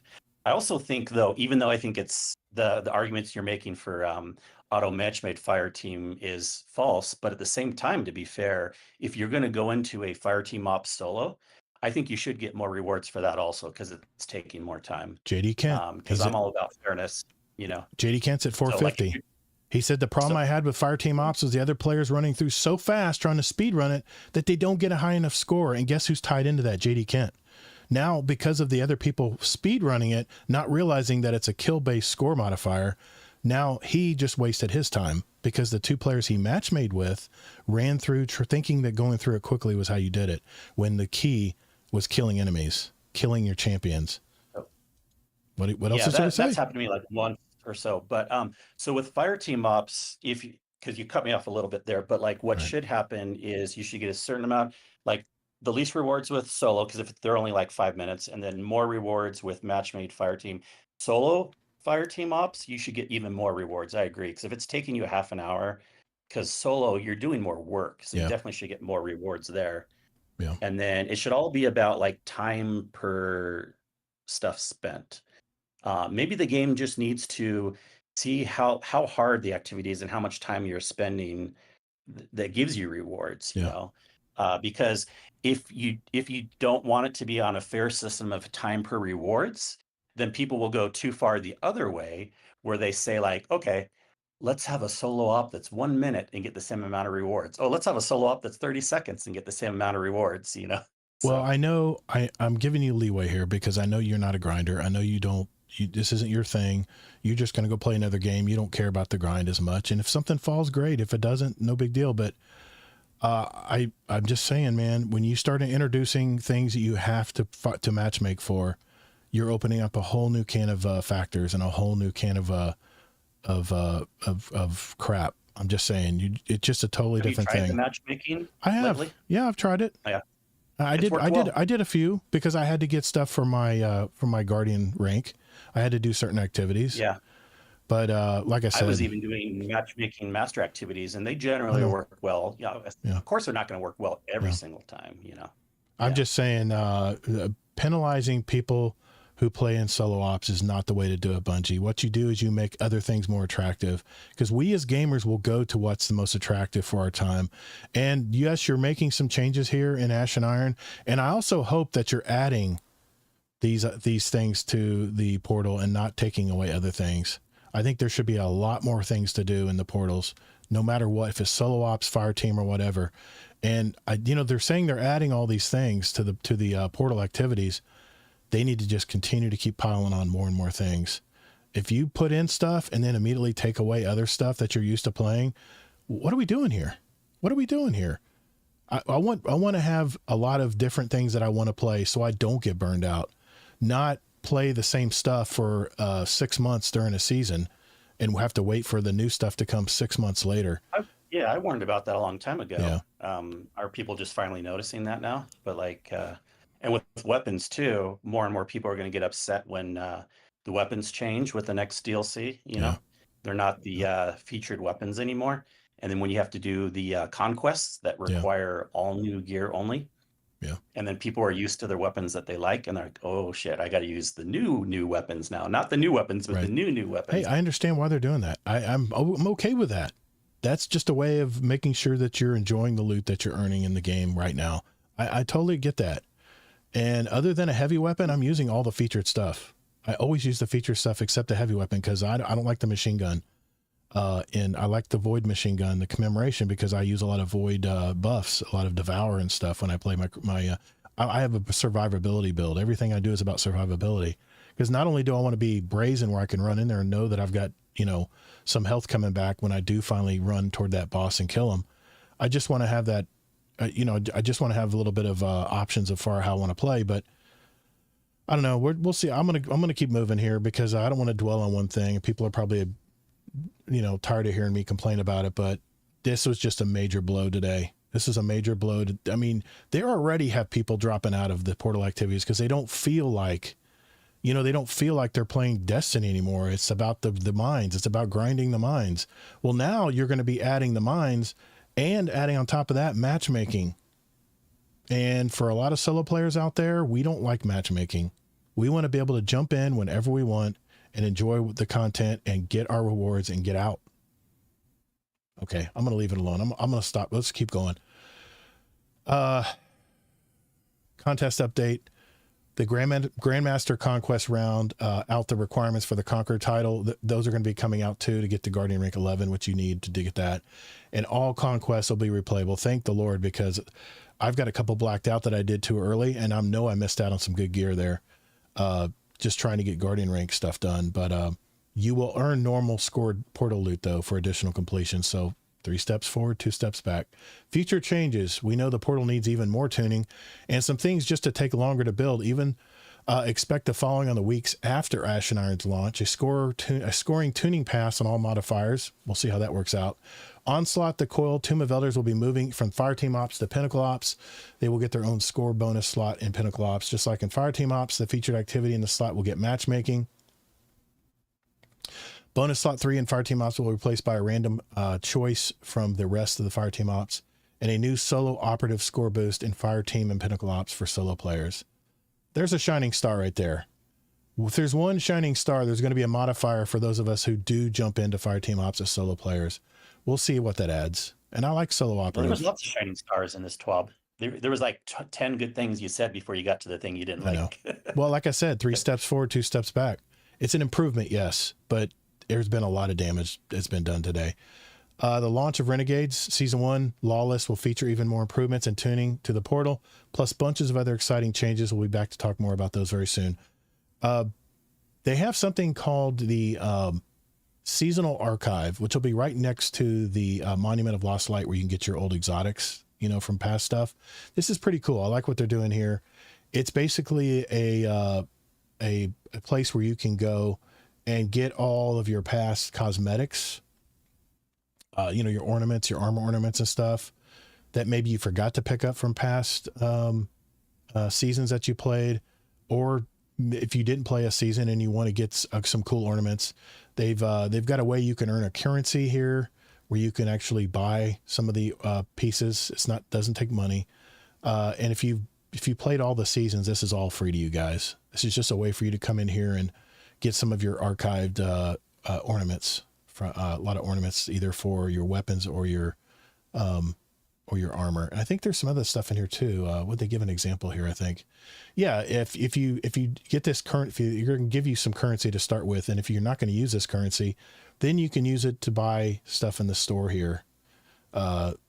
Extra shaders, some emotes, some exotic emotes, maybe even some catalysts and stuff. So that's good for us that have played every season from here, probably 10 years ago or whenever they started seasons. We'll be able to use the currency here to get some other things as well. Yeah, this is so cool. You know why it's so good? Yeah, why? I had to make a comment about this because this is something that we've been doing with the Wayback Machine indirectly with the API. Mm-hmm. And the smartest thing a company can do is see what third-party people are doing through APIs and then integrate that directly into their system. And so they saw that a lot of people had reasons to get old stuff from the season passes that they didn't get. Yeah. So Bungie was brilliant adding this into the game. This is very good. And nothing but pluses here for sure. Yeah. That was an example of the actual, the chronologues is the currency you get. This is an example of the seasonal archive, but if you have all this currency that you're earning and you don't need it because you've got all the stuff like I do, then you can get it for some nice items here. And I'm telling you, I like the fact that they're giving harmonizers here, because there's a lot of weapon frames that I still need to get from weapons I have in my vault. I need some Spoils of Conquest too, but that's beside the point. But yeah, you can buy them here as well. I like this. This is very good for us, players who've been here a long time and have all that stuff already. But it's very cool for new or returning Guardians who missed some seasons, Mayhem is going to be in the playlist starting tomorrow. Starting next week. Trials of Osiris tomorrow will be Cirrus, I believe. Cirrus Plaza. So, jump in there. I've heard that actually losing in Trials gets you some really good gear. So, I don't know, maybe check into that. I might test it just to see how it works. But that's something everyone should know. Known issues list, player support report. I do have a few things here I wanted to mention. I know I usually say shit's broken, but the class armor stat is scaling in increments instead of per point. That is big. I really hope they get that fixed soon, because now that our class items actually give us some power when we're build crafting stuff, That's big. So, and then other things are a lot of cosmetics, some audio issues and some of that. We don't need to really get into that. So basically shit's broken there. We have our artist of the week, and man, I have dreams about this stupid new enemy. The swarms. I've been fighting so many of those in the Grandmaster playlist. So, it's pretty good. There you have it. Another tweet is complete. We hope the news around the portal and the incoming additions to the Desert Perpetual got you all excited. We're working hard on our next update. Mouth not work, as well as Renegade. So the systems we implemented with the Edge of Fate keep growing and working better. Your feedback is very valuable, so don't hesitate to let us know your takes on the news we shared today. Keep it coming. Destiny 2 community team. And as much as I say shit about Bungie, I do love that they communicate with us every week. So thank you, Destiny 2 community team, as always, for communicating with your player base. I don't ever say things. I'm always pumping Bungie up, but when I read that today in the TWAB, I was irate. So, and it's fair to feel how you feel, and then it's fair for me to give an opinion also. Yep. I'm sure I'm going to have a major headache after this, because I'm sure my blood pressure got up. I'm sure it got up there. But, I mean, I appreciate the fact, I appreciate that you have different takes on this stuff, man. I'm not discounting. I don't mean to cut you off, man. I just get really passionate about this stuff because I'm playing it every day, man. I don't play any other game but Destiny. So anyway, and hopefully I'm always fair about my arguments. I play solo ops too. And if that's all I played, I would still be fine with this change. Okay. Because sometimes you got to make the changes on both ends, right? Well, I know I might've been obnoxious in that, reading that TWAB, but, wait till we get to our topic of the week, which we're doing right after this. Oh my God, that was brutal.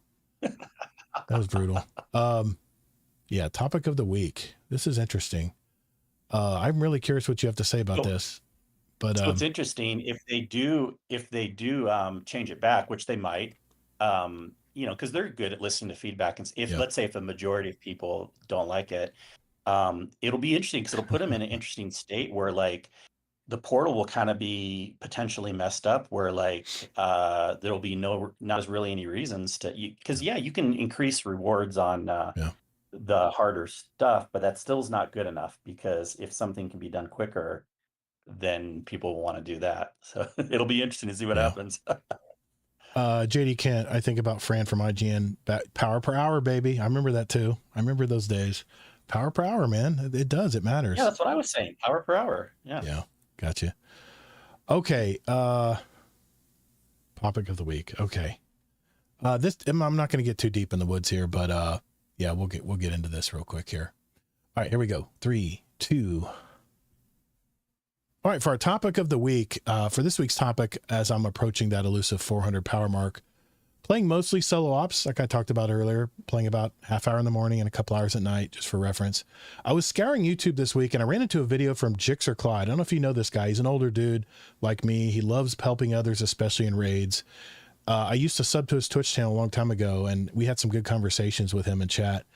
He came from a construction work like I did, by the way. He owned a construction company. And now is a popular Destiny streamer today. I'm sure most of you guys know who I'm talking about. He's all about speeding up the grind to be able to jump right into high level activities like raids. And he's very, very helpful. He's helped so many people get through raids and stuff. He's genuinely a very good Sherpa. He released a video this week that had, was talking about how we grind to reach that pinnacle 450 number. He talked with several of his community members that have already reached 450 as to what great rewards are you going to get once you reach that pinnacle cap? Because that's why I grind, right? I mean, my idea was get to 450 or 400 to 450 and then just sit back and then start enjoying all this tier 4 and tier 5 loot, right? Just everything I do is going to get tier 4 and tier 5 loot. Well, what I heard was very shocking. There's several things that I did not realize, and I wanted to make sure I shared those with you guys tonight. And Kingsley, I certainly want your take on this as well, but I'm just going to go through a few of them here. And Kingsley, just stop and stop me whenever you want to jump in. Okay, man? Sounds good. Number 1, Kepler drops. Everything in Kepler, regardless if you're over 300 power or what, will drop at 300. If you do get a nice 300 drop, has a really good roll from RNG, it's going to cost you 11,381 unstable cores to infuse a 300 piece to 450. I have about 98,000 of those unstable cores currently. And he mentioned that it cost him about 300,000 unstable cores for each of his other characters. Whoa, that is a lot of unstable cores. I don't know if I'm going to ever have that many. Secondly, the siege activity, which I haven't played yet. You will get tier 5 drops if you're at 450 power, but they only fall at 300 power. And remember, you're at a negative 15 delta, by the way. So even though you're playing that delta against your own self, you're only getting 300 power gear. I was just curious for you guys who are 450 power. They keep talking about a loot cave on Kepler. Does anyone know where this is? I've just been buried in solo ops. I think it's when you first go down to the right, it's and I could be wrong, but this is the one I saw Astros doing. It's in that building down to the right where, remind me, Tajo, you're in the chat, where you do the little mechanic where there's Vex and then there's like a Vex boss. No, it's not that one. Okay. Anyways, but while we're figuring out that on the thing so far, I do think it's a little odd that Kepler only drops 300. In some ways, it makes sense because it's not. Is it in the portal? I mean, it kind of is, but not technically. It's not like listed in those. It's not like, even though it's on like the portal screen, it's not listed as like a solo op or a fire team op or whatever. But it's kind of sad because it is a new thing. And the fact that they couldn't do higher drops in Kepler does seem a little odd to me. I just thought I was flabbergasted. You know, I think things should drop at your power. Knew that. At least at your power level, at least, you know, because you've earned it. You've busted your ass to get to 450, and that is not easy, guys. You know how many pinnacle gear drops to get for 400? That could have been a misstep, like they didn't plan that good enough or something. Maybe not. I mean, you think, I under the staircase where you load in. Thank you, JD Kent. Thank you, JD Kent. That's he's one of our 450 players. It's just ridiculous. You should always, once you're at a certain power level, everything should drop at that power level, unless it's from like, you know, even a seasonal reward loot should be at power. I mean, but if you're getting like basic stuff, you're running, okay, if you're running patrols and you're getting gear out of, you know, high value target drops, understandable. That should be at 200, right? I totally get that part. No, but I would even say that could be at level. But if you're, well, think about it. If it was a level, people play more of this game. Imagine that.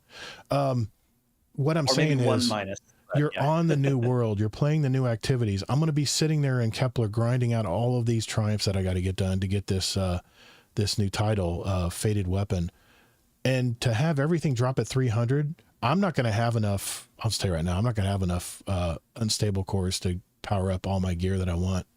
So I don't know what I'll do with it. I guess I'll just throw it away. If it's a really good roll, maybe just hide it for another day, but there's a problem with that.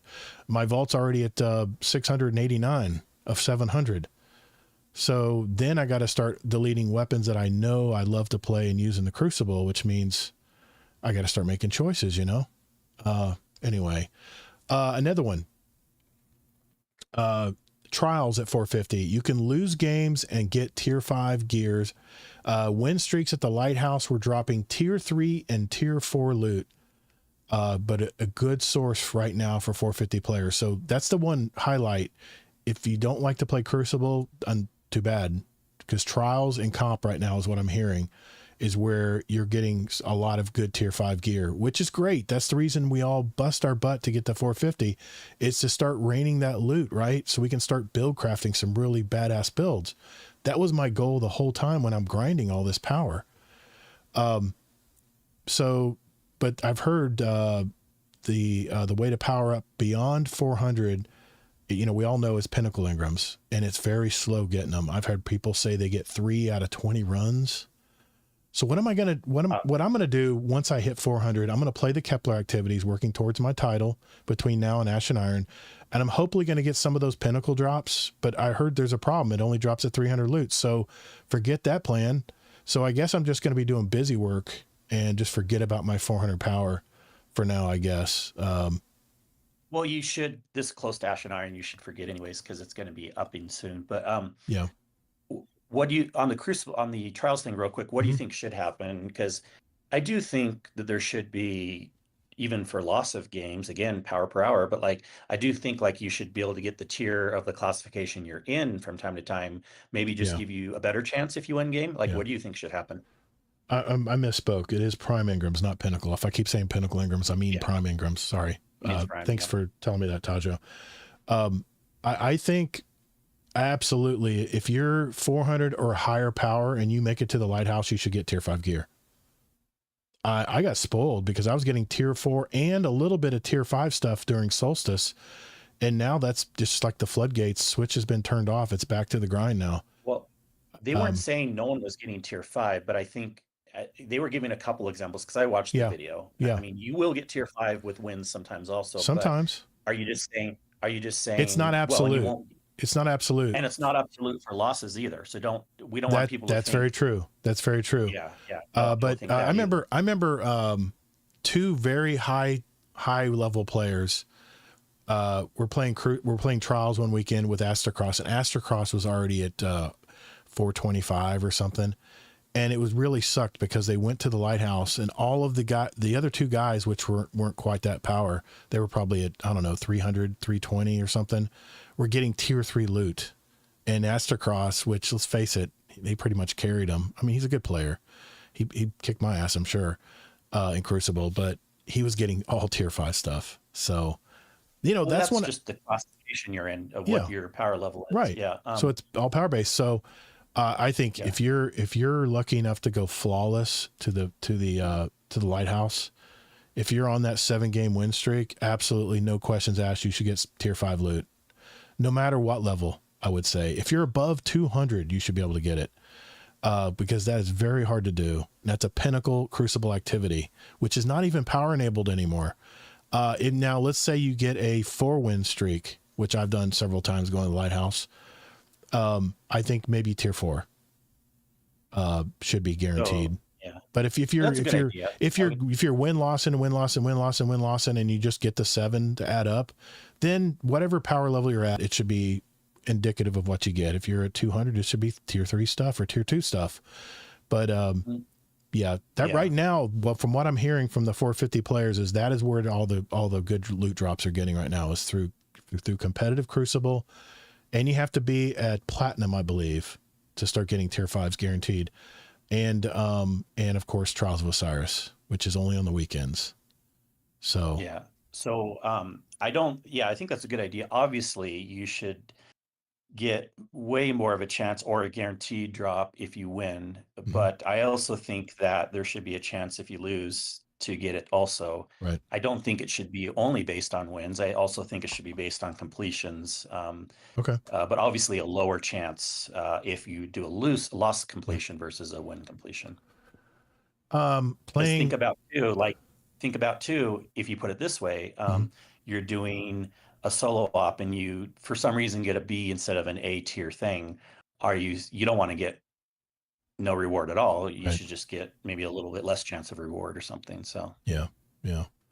From playing Solstice alone, just for the 2-week period, I have 5 tier 5 year tied Apex submachine guns. I got several of them. I got a tier 5 Fortunate Star combat bow, several Festival of Flight grenade launchers. I got gauntlets and class items, all from Solstice in tier 5, and I was only at 340 something power, I think, when I started playing Solstice. So, but I have a lot of really good tier 4 armor and weapons too. And I got to tell you, tier 5s, yes, they have their really nice things, and it's definitely a bragging right when you get tier 5 gear.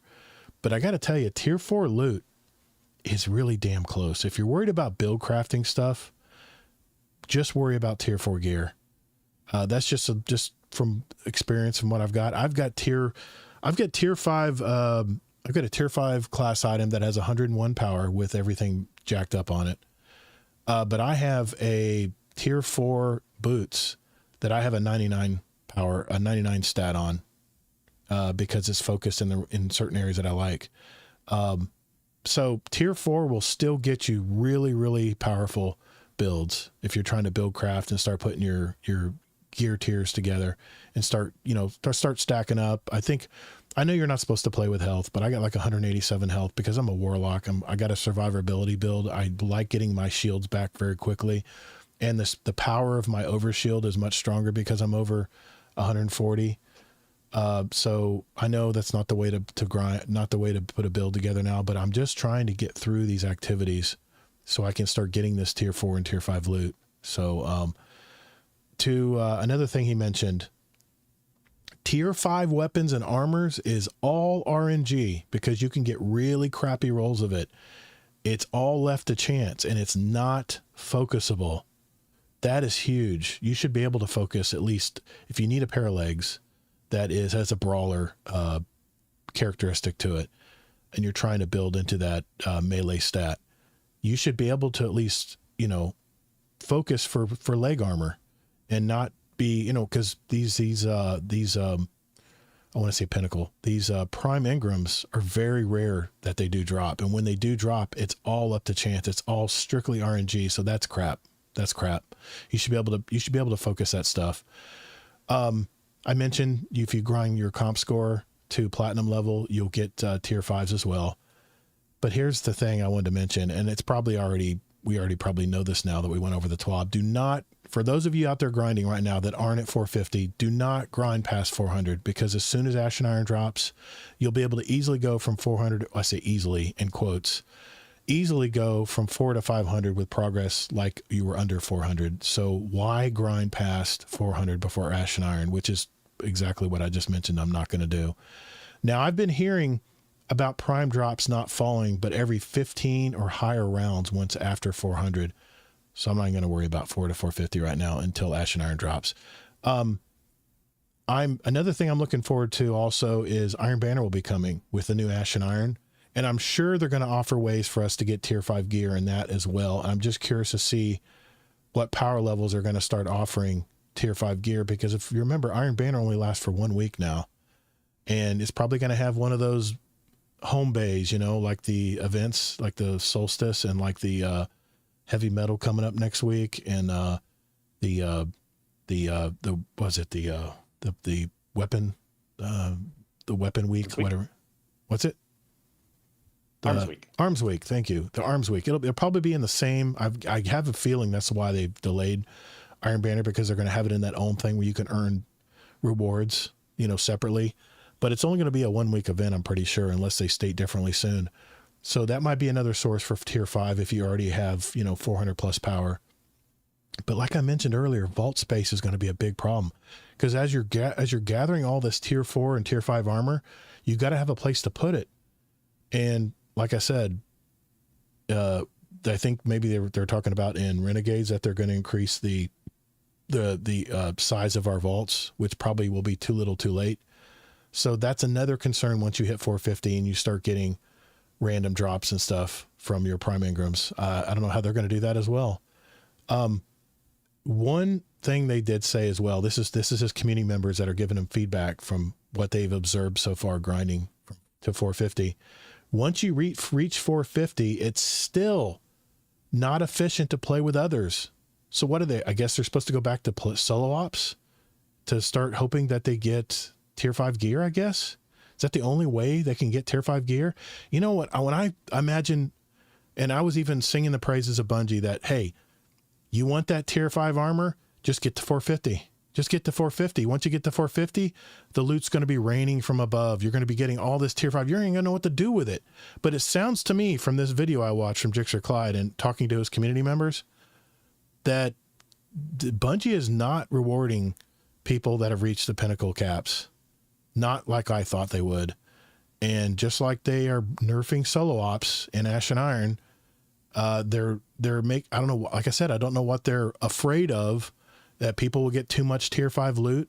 What are they going to go away and not play the game? No, they're going to build craft really cool stuff in the game. I just don't understand why Bungie sets this premise to get to this golden ring. And once you grab the golden ring, it's not exactly what you thought. And you have any thoughts on this, Kingsley?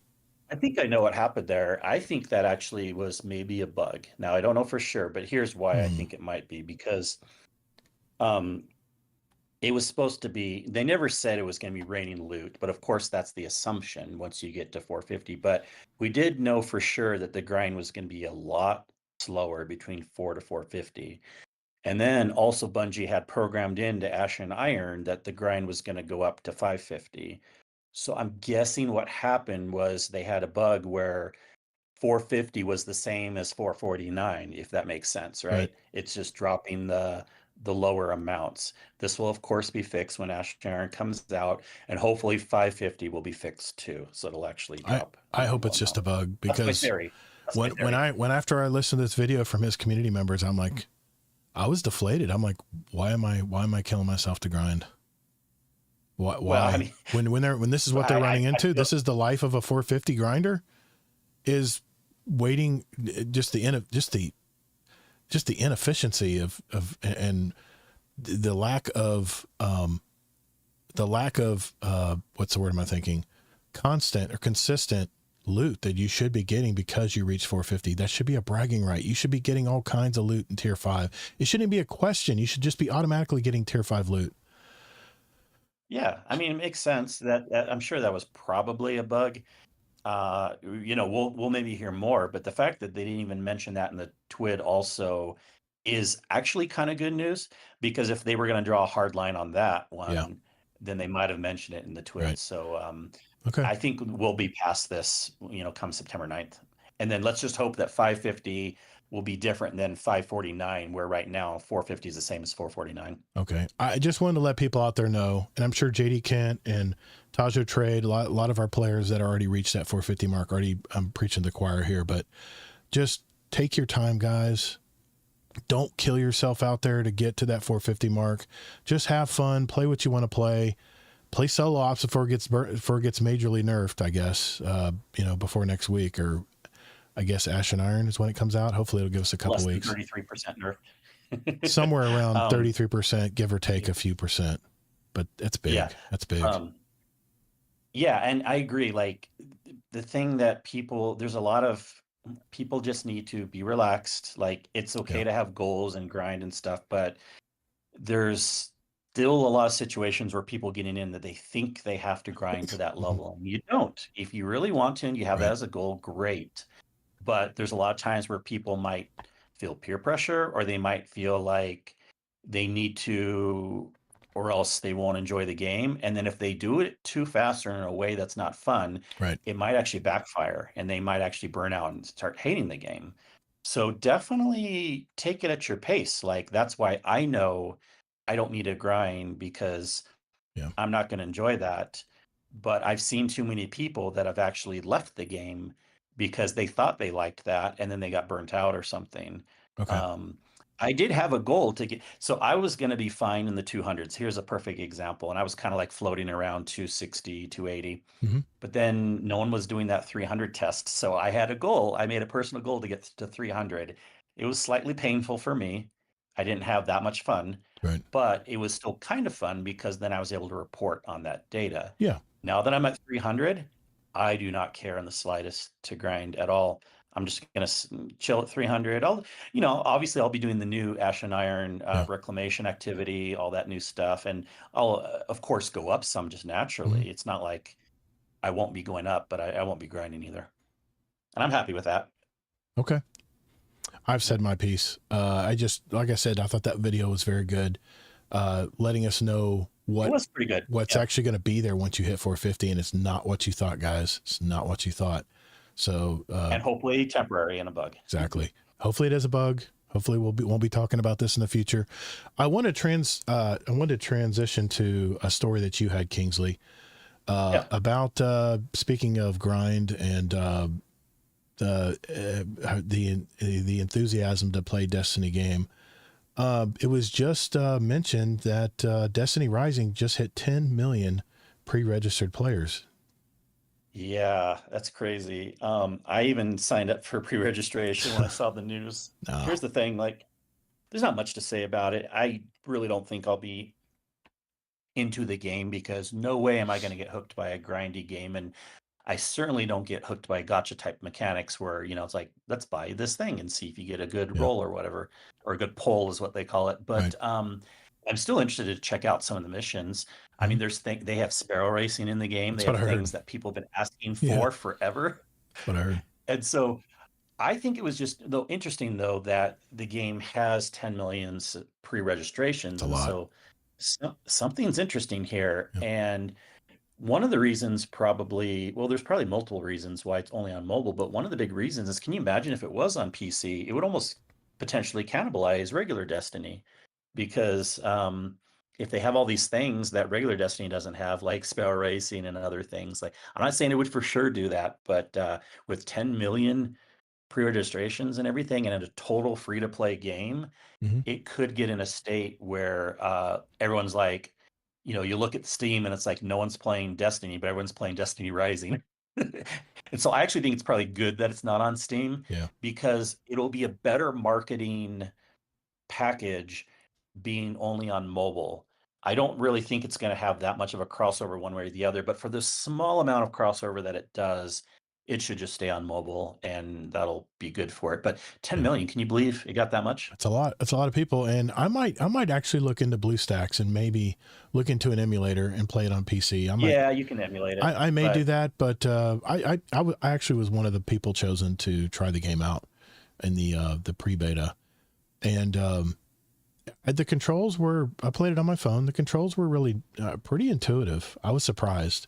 It literally, you turned it sideways and you can do a lot of stuff just like a controller. And even has a gyro built into it where you can use a gyro in your phone. It's really nice. I don't know. All I do know is that they don't have limits on materials to farm. Imagine that. People who like to farm materials and just have lots of materials. They said they didn't know that for sure. They were Okay. they were assuming that, but yeah. It'd be smart if they Did did I that. hear that wrong? That's what one guy was I don't assuming, but know. another guy I've heard all kinds of things, but I just wanted to get that dig in. because everything Because has a limit. There's some point you can't have as many nines on the screen. It will run it's out of just a space on the number. screen. It's just an icon with a number above it. I'm But sorry. no, do you see what I'm saying though? Yeah. That you'll run out of space on the screen if there's truly no limit. Well, okay, but no, Yeah. all you would have to do is go, let's just say enhancement cores. You'd have one icon for enhancement cores and you'd have 90,384 of them. You know, not 999, 999, 999. I don't know why they do it that way, but there's something in the coding, I guess, Oh, well, I that I don't told you understand. lots of times. Do you forget? I I mean, probably once they didn't. can get a better engine, then they can go one more You think decimal so? point a lot easier. Yeah. No, I know so. It's It's that pretty much. simple? It's I just an think they engine even said issue? that. Oh my gosh, I told you that so many times. There was a Okay. Reddit post a long time ago and Ask Me Anything, an AMA about a developer on Oh, Destiny. And that's why the way memory works, it takes way more memory having an additional pointer than having another stack because you can okay. reference in the same memory space additional stacks versus an additional Right. comma or additional pointer that way. Yep. And with how limiting the engine is, the developer was pretty much saying that was the case. Okay. I could be wrong, but I remember them saying that. So now you can still there's two things going on here. There's the technical limit of the 999, but then there's also you can have unlimited stacks. And yes, some things don't have unlimited stacks, like 999 and then a second stack of 999. No, like strange coins, 199 and it grays out. And any strange coins you earn in the portal activities, they just sit there on the ground and you wave bye to them as you go to orbit. Yeah, so that's more of a logical decision, but on the technical side, it makes sense to me why the current engine can only do 999. Let's just say, and then it has to. I can't even remember the terms in Destiny half the time. I'm sorry, Kings, if I don't remember that. When you telling me that, I know you're more analytical than I am, and this is what you're into. You're into software and hardware applications, and I'm just a service tech. I just service stuff in the hot Florida sun outside, so I don't quite get that stuff as much as you do. But I mean, it's the same thing about the vault. That's why it's really hard to get vault space. Yeah. And they also said, but not only are they giving us a little more vault space in Renegades, but didn't they say that's when the supposed fix is coming too? So we won't have to worry about it as much, or is that after Renegades? I'm trying to remember now. I hope so. They said they have long-term plans to fix it permanently. It was a quality of life issue, and they've hinted toward the vault, but they have not told us much. That's for sure. Yeah. We'll I think that is Renegades also, and that'll be good news because until they can build a new engine where vault space won't be as much of an issue. And actually, even new games can have issues with vault space also. It's not like any game can have truly unlimited, but then you solve that problem by having references in collections. That's how you solve the problem. Right. Exactly. Yeah, drop down menus. That's all you got to do. Yeah, Tajo said he thinks it's Renegades is when that's going to come. It's when they've been hinting toward that. So we'll see. We'll see how it goes. I know we're running on time, but we had some questions from our community. I want to make sure we get those in tonight. And I'll talk about our topic of the week, which could go down another rabbit hole. So let's do that. And we had people that wanted to talk about the Pete Parsons thing, but we don't have to this week. If you don't think we have do you want to, maybe we'll make that a topic. You want to make, go ahead then. Go ahead. I do not know anything about Pete Parsons. So you enlighten me. Oh yeah. It was announced today that Pete Parsons is retiring. Well, good for him. Bungie came out with an article. You can go look on their website. And the way they're spinning it, I'm not saying this isn't the case, but he says he's stepping down, he's retiring, and guess who the new lead is going to be? Without looking. Justin Truman? Yes. Don't over-deliver, people. Don't over-deliver. Don't do it. Don't do it. Right. That's what I was thinking too. Oh, Justin Truman. Oh, we'll see. Well, we're already on a don't over-deliver now with the portal system. Here's the one thing I did want to mention. I want to stay on topic of Destiny Rising. If anything, the one thing that I'm hoping Destiny Rising will do is it will give some competition to the Destiny game. And people over there at Bungie will look and see what people are obsessing about in Destiny Rising, other than the gacha part of it. Re-rolling stuff and gambling, trying to get that perfect roll, using real currency to do it, which I'll go down a rabbit hole on that. That's just terrible. I've heard horror stories of thousands of dollars people spend on a video game. It's just crazy. If they produce a very good quality game that is free to play and it does rival the new Destiny product, the new Destiny Prophecy year, then that competition might be healthy to have Sony look at Bungie a certain way and say, we need to integrate this stuff. And there could be some sweeping changes that could make a difference. Yeah. And then real quick on the CEO thing. Yeah, I mean, I'm a little concerned about Justin Truman, but whatever, I'll give the benefit of the doubt. Yeah. But one thing that could have happened here, and I'm just reading the tea leaves, but a lot of times when CEOs quote retire out of the blue is they're kind of being forcibly made to, but they get to do it. They get a golden parachute. Basically what happens is be fine. Sony could be having some pressure here. And basically what they're saying is if you leave voluntarily, we'll give you a little extra money, but we won't fire you. If you don't leave voluntarily, we're going to fire you. He saves face. If he wants to head up another game, he has the wherewithal to be able to do it. Yeah, that's a smart. I'm not saying that's what happened, but with Sony taking over leadership more, it almost makes sense, right? Like, where's the ban button? Tajo, how do we ban Tajo on the Discord? Let me figure out how to do it here. You're lucky I don't know how. What's wrong? He's saying, Gator, you've already spent thousands on Destiny. No, not even close, brother. Not even close. I do buy a few things on occasion from Eververse, but no, not even close, man. Not even close. Okay. Anyways, that's all that we really need to know about it. Thank you for mentioning that, because I heard it in the chat and I was like, I've been working all day in the sun. I didn't hear any of this, so I haven't been home all day today. It's been really hot and just been busy as hell. Let's get on to our questions from our community. I can't wait. There's some good ones in there. Be right back. All right. We got some good questions, man. Thank you, community, for showing up. And not only in the chat tonight, but also with your questions in the Discord. We had some good ones this week. I want to make sure we got into these. Fluffy, we will get to your question as far as the Pantheon, second Pantheon. I think Kingsley said I needed to think on that before we did it. No, I didn't spend 2001. Okay. All right, here we go. 3, 2. All right, boys and girls, this is the part of our show where we get our questions from you guys. And man, community really showed up this week. We got some really good questions, really good Destiny questions in the chat or on the Discord. If you do want to leave us a question, by the way, and it doesn't have to be a Destiny question. If you want to ask us a life question or something out of the blue or off topic, we have a channel for that as well, built into the podcast questions. It's part of a thread. Feel free to add some of there. We don't mind, letting our hair down every now and then, what little bit I have. So Destiny questions. The first one we got here is from Saint. He said, would you consider adding a segment to the show of a featured build of the week, going through all the aspects and fragments, weapons, armor, mods, etc., and the gameplay loop to shine a spotlight on a unique, innovative, community-sourced build? Could be in-game viable, could be meta ad clear, could be a burst DPS or a gimmicky setup. I'd love to hear what our community members are using and experimenting with. Maybe a rotating cycle of Titan build 1 week, Warlock next, and then Hunter. Thoughts? What do you think, Kingsley? We kind of did this a little bit.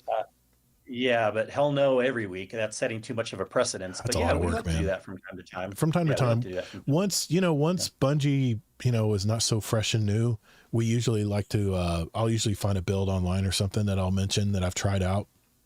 And, yeah, maybe I can record a small game loop and show you how it works.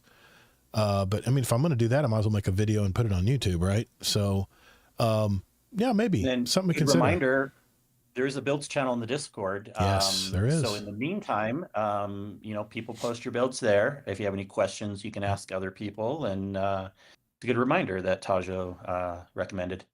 Yep. But we exactly. love the idea. There's just Mhm. a lot, and with us getting like 3-hour plus shows sometimes too, it's like, Yeah.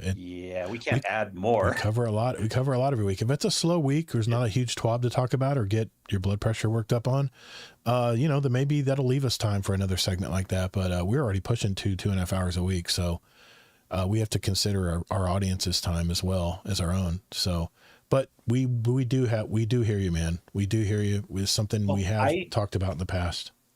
I am excited to talk about a build, and I think you are too. So maybe in the next couple of weeks we can do that. Well, the main reason I haven't mentioned any builds because I'm at least still experimenting and finding out what's really working out there without going to YouTubers and finding out on my own too much. I want to kind of experiment. Okay. Well, maybe we'll do how that. good I was ad clearing in the raid, right? Mm-hmm. Yeah. Did you notice who had the highest numbers in the raid when we played in Desert Vigil? For ad clears, I did. No, for total boss. Total boss damage? Oh, yeah, I wasn't doing a DPS build. I was using a Song of Flame build with my Warlock. Oh, my God. It was probably Tajo and then you, I think. It was something like that. It was me. Go back. You can't see it because we didn't finish it. Shit. Well, anyways. Anyway, no, but that's awesome. I was impressed with myself because I'm very rarely, I'm usually in the middle of the pack, if anything. So, okay. Tajo has a question. Do you think that this update has made more casual or less skilled players more comfortable doing harder content? Since they have slowly keep bumping up the difficulty to get better rewards, I think it has had at least one positive in doing so. I know personally, I am way more comfortable trying harder activities now. I used to barely touch GMs and such, and now I am soloing them across multiple categories. I know these GMs are seemingly easier than before, but I still think the point holds true. What do you think about that, Kingsley? Well, see, I don't think the point holds true if they're easier than before. Sorry. And I do think they're easier than before. I have mixed feelings on it. I still don't like doing sometimes the master or GM level things. And I also think they are easier now than they were before.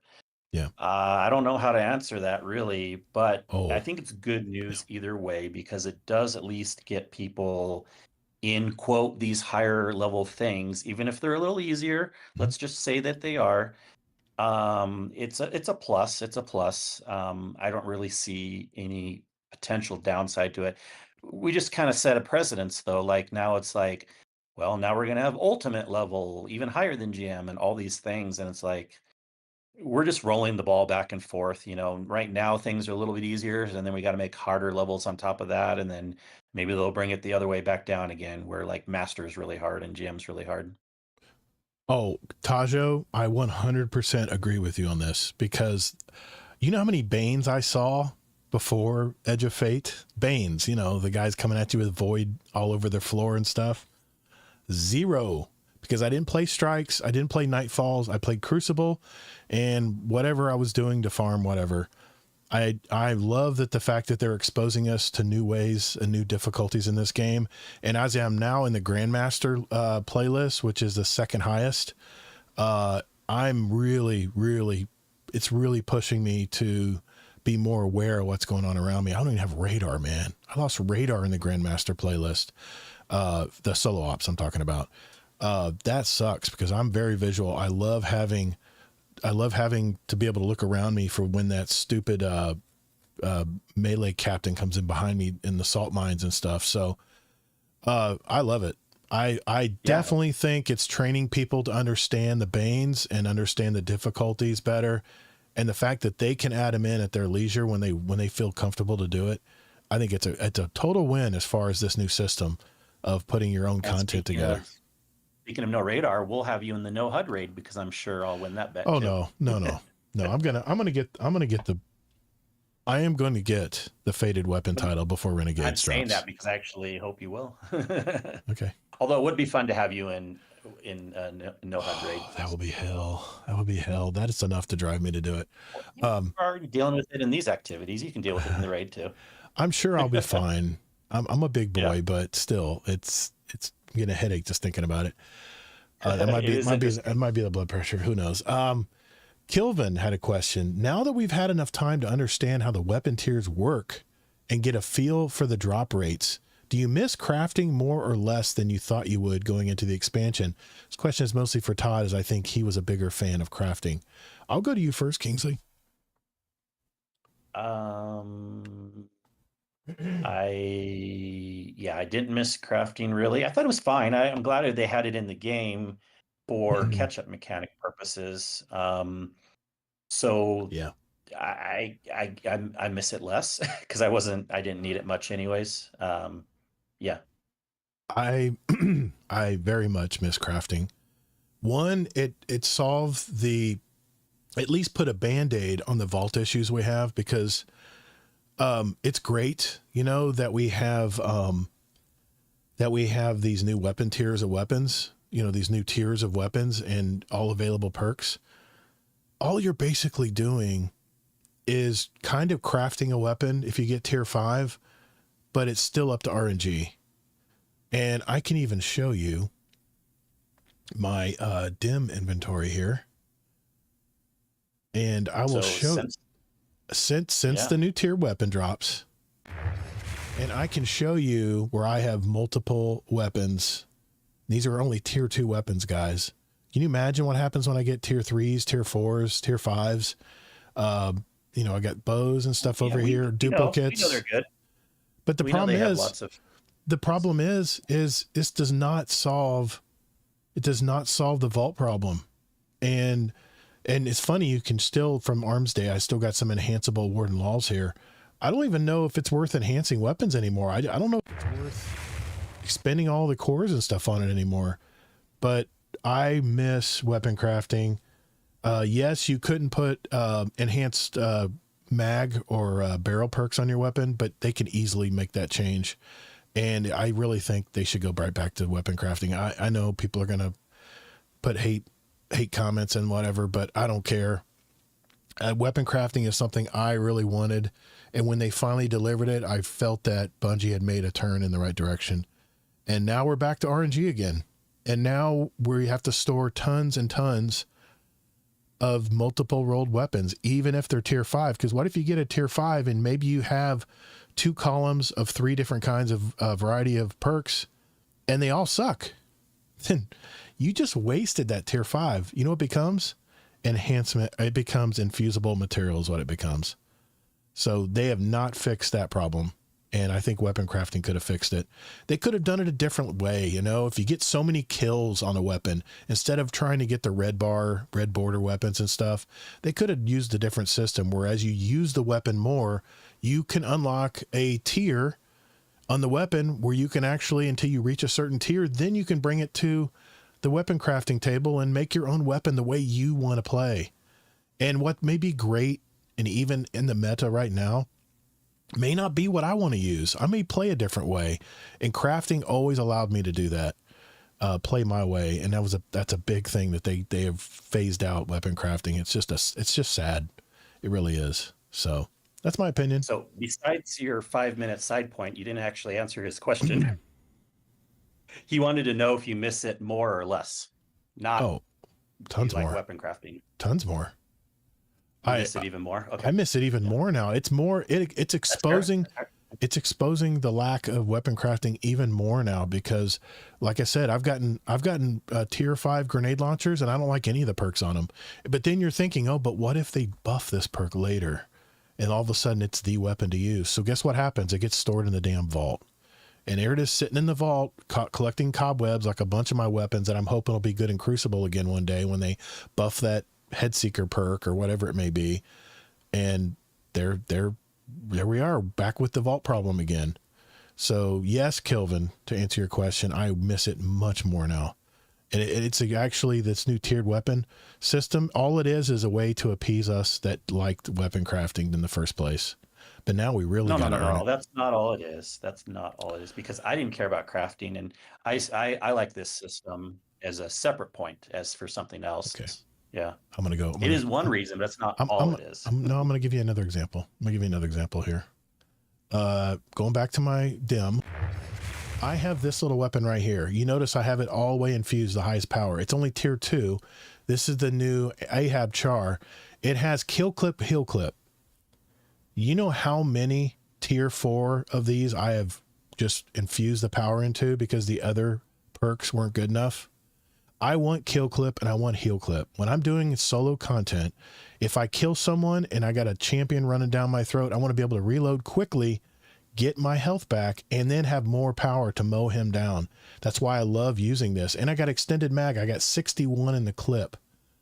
And not to mention all these other fine seasonal mods that I can add to it as well. This Ahab Char I've had ever since it dropped in week 2. It's just a measly tier 2 weapon, and it doesn't matter what tier weapon you have, because if it doesn't have the perks that you want, and if anything, all the tier 5 weapons do is they give you a better chance at RNG to get that roll that you actually want. That's all tier 5 really does to help you out. Okay, yes, it does have enhanceable barrel and perk as far as your magazine. Yes, I don't deny that. But I don't know if it's worth grinding all those tier 5 weapons when this little tier 2 Ahab Char works just fine for me. It knocks those overloads out really quick. So just an example, just giving you a real world example there.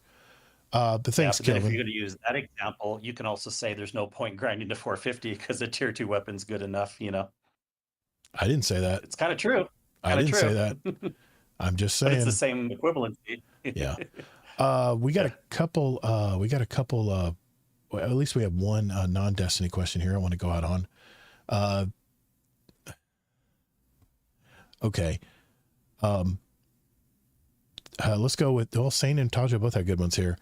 If you had to bribe someone for whatever reason, like going backstage at a concert or getting better seats, nothing crazy illegal, what could you do legitimately to be able to offer them that is in your power to fulfill? If you had to bribe someone for whatever reason, what could you legitimately be able to offer them that is in your power to fulfill? I used to have better answers to this when I was younger. Yeah. Especially when I worked at Disneyland, and then also when I was Free passes. Also when I was in my church. I had some real world friends that were family members of top leadership in the church. But I don't know.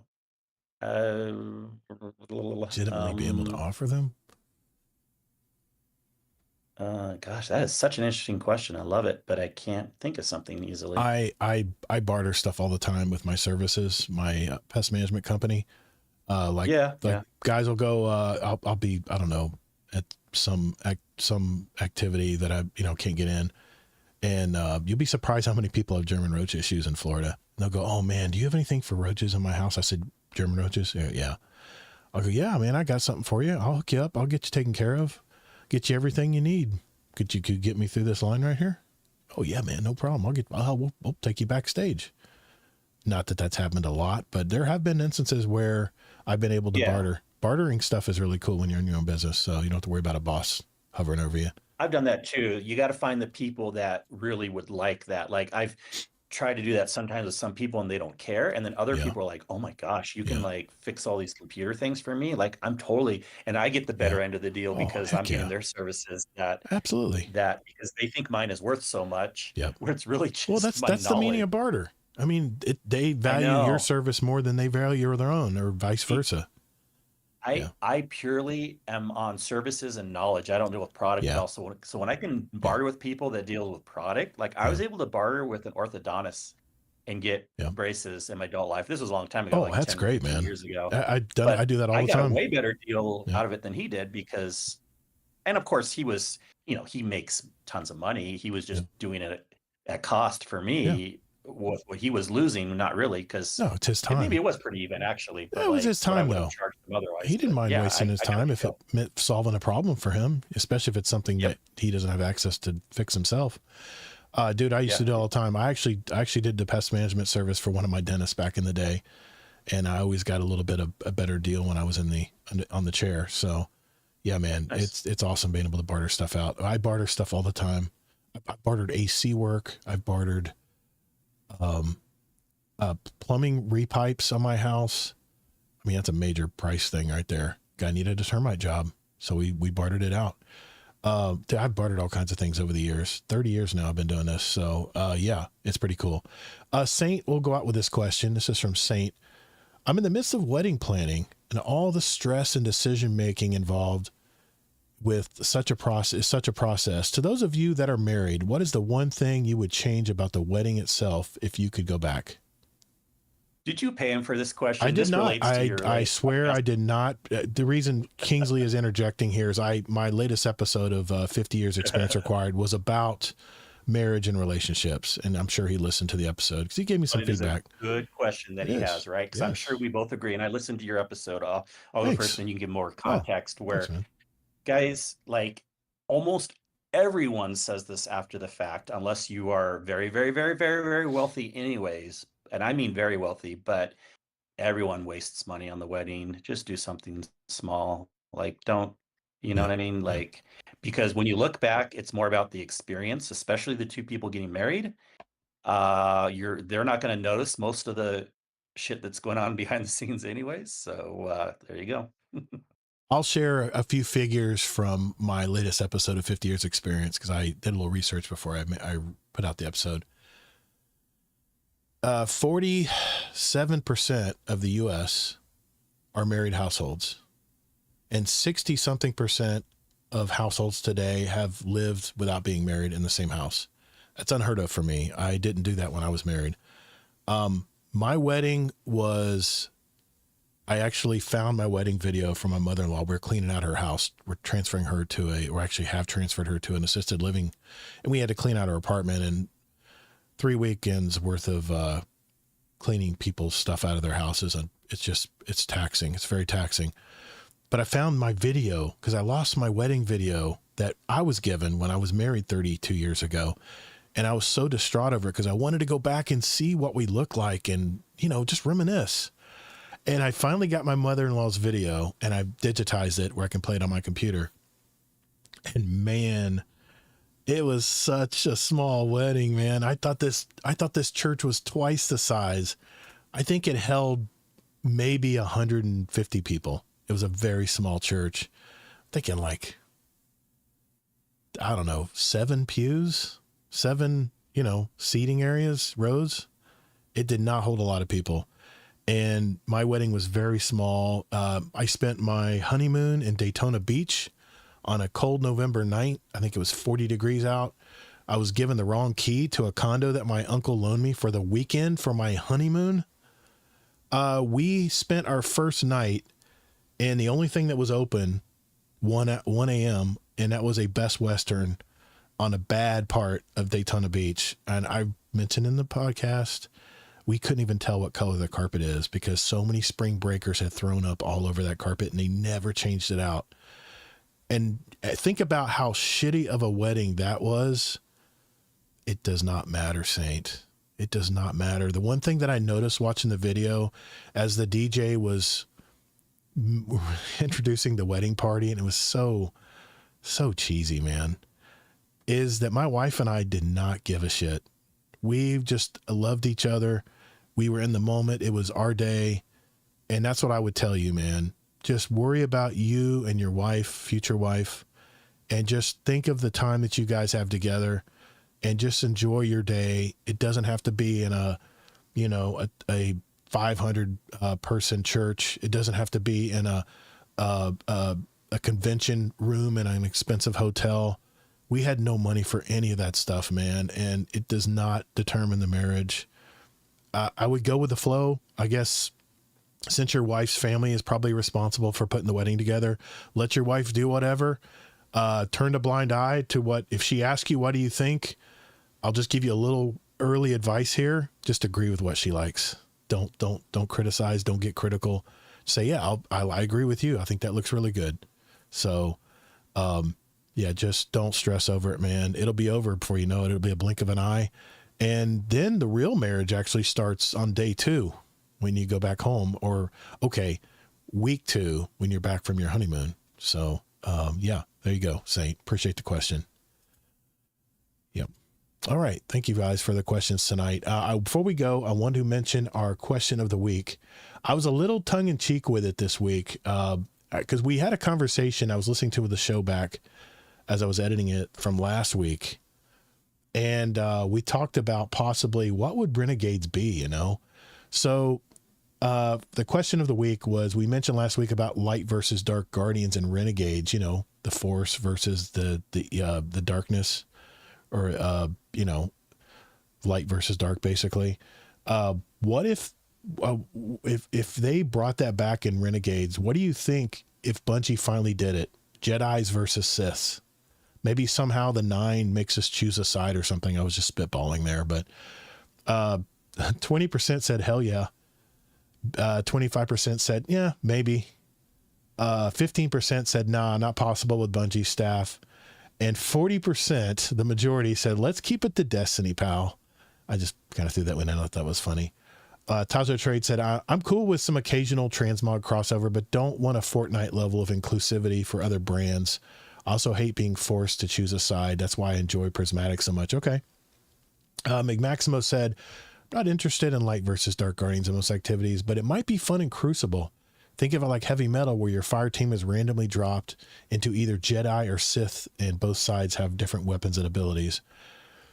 Saint said, given the fact that light and dark saga is over, I think it's unlikely that light and dark side of the Force will play a significant role in Renegades. I do think that the Dark Guardian concept is insanely cool and underdeveloped in a world of Destiny where there's bound to be a few around. I'd love a story about dismantling an underground black market style story, only to find that a corrupted Guardian is at the head of the operation. That would be cool. I'd also love to see Spider return to form as a mob boss and a parallel to Jabba the Hutt. Absolutely. Boy, that would be great, wouldn't it? Add a sprinkle of bounty hunters and they'd have my attention. Kingsley, you mentioned, I think it's fine as a temporary idea, but I think you put the option of not just what we think, but what if it's going to happen. I'll choose that. Okay. Kingsley being Kingsley. It would be cool from Barrel Barley if the 9 had something to do with Force and the light and dark side. There's a bunch of different ways they can take it. Ronan Red Lion says, I think it's going to be limited to things like weapons, armor, and some thematic elements without leaning too heavily into the crossover. Definitely not in ways that will affect long-term lore content, but even said it will be a Destiny story set in the expansion sandbox. Yes, I do remember them saying that, Ronan Red Lion. Walking Plague, he says, tinfoil hat based theory here on what I've learned about the lore. I think the light and dark that's mentioned is going to have to do with Rasputin or Fellwinter, or even a combination of the two in some regards. From my understanding, the Plague Lands, it's a pretty iconic destination with a dark and golden age, and was part of Wrath of the Machines, if I'm not mistaken. Yes, that is where Wrath of the Machines took place. In my opinion, with the lore implications, if they don't do anything with these two iconic characters, it's a huge miss on Bungie's part. Either way, I'm looking forward to it. An Amazing Taco King said if they do that, would be cool, but kind of weird at this point since the Light and Dark saga is over. I'm still all for a new zone and world PvP bounty hunting, though. Make players who have been farming it in the zone worth more points based on objectives achieved. Fire team size bonus with less people, and stun and capture mechanic for a live turn-in bonus. Go full Wild West with it. Okay. Well, I appreciate you guys giving your feedback on the question of the week. I'll have another one on Monday-ish, maybe Tuesday morning. Depends how my weekend goes. And if you want to jump in and answer our question of the week, it's just a little survey I make every week, and we share it on our shows. Actually, next week I will not have a question of the week because we have our roundtable episode, and it's going to be all about our topics of conversation. So let me correct myself. There will not be a question of the week next week. But after that, yes, I'll be starting it up again, and we'll have a question of the week that you guys can answer. Just go to discord.gg/guardiandowncast. And then, don't forget to say hi when you're in there. We have a lot of welcoming guardians. And you can go to the question of the week channel for that. All right. That's all I have for tonight, Kingsley. Is there something I'm missing, or are we good to go here? I think we've covered everything. Excellent episode.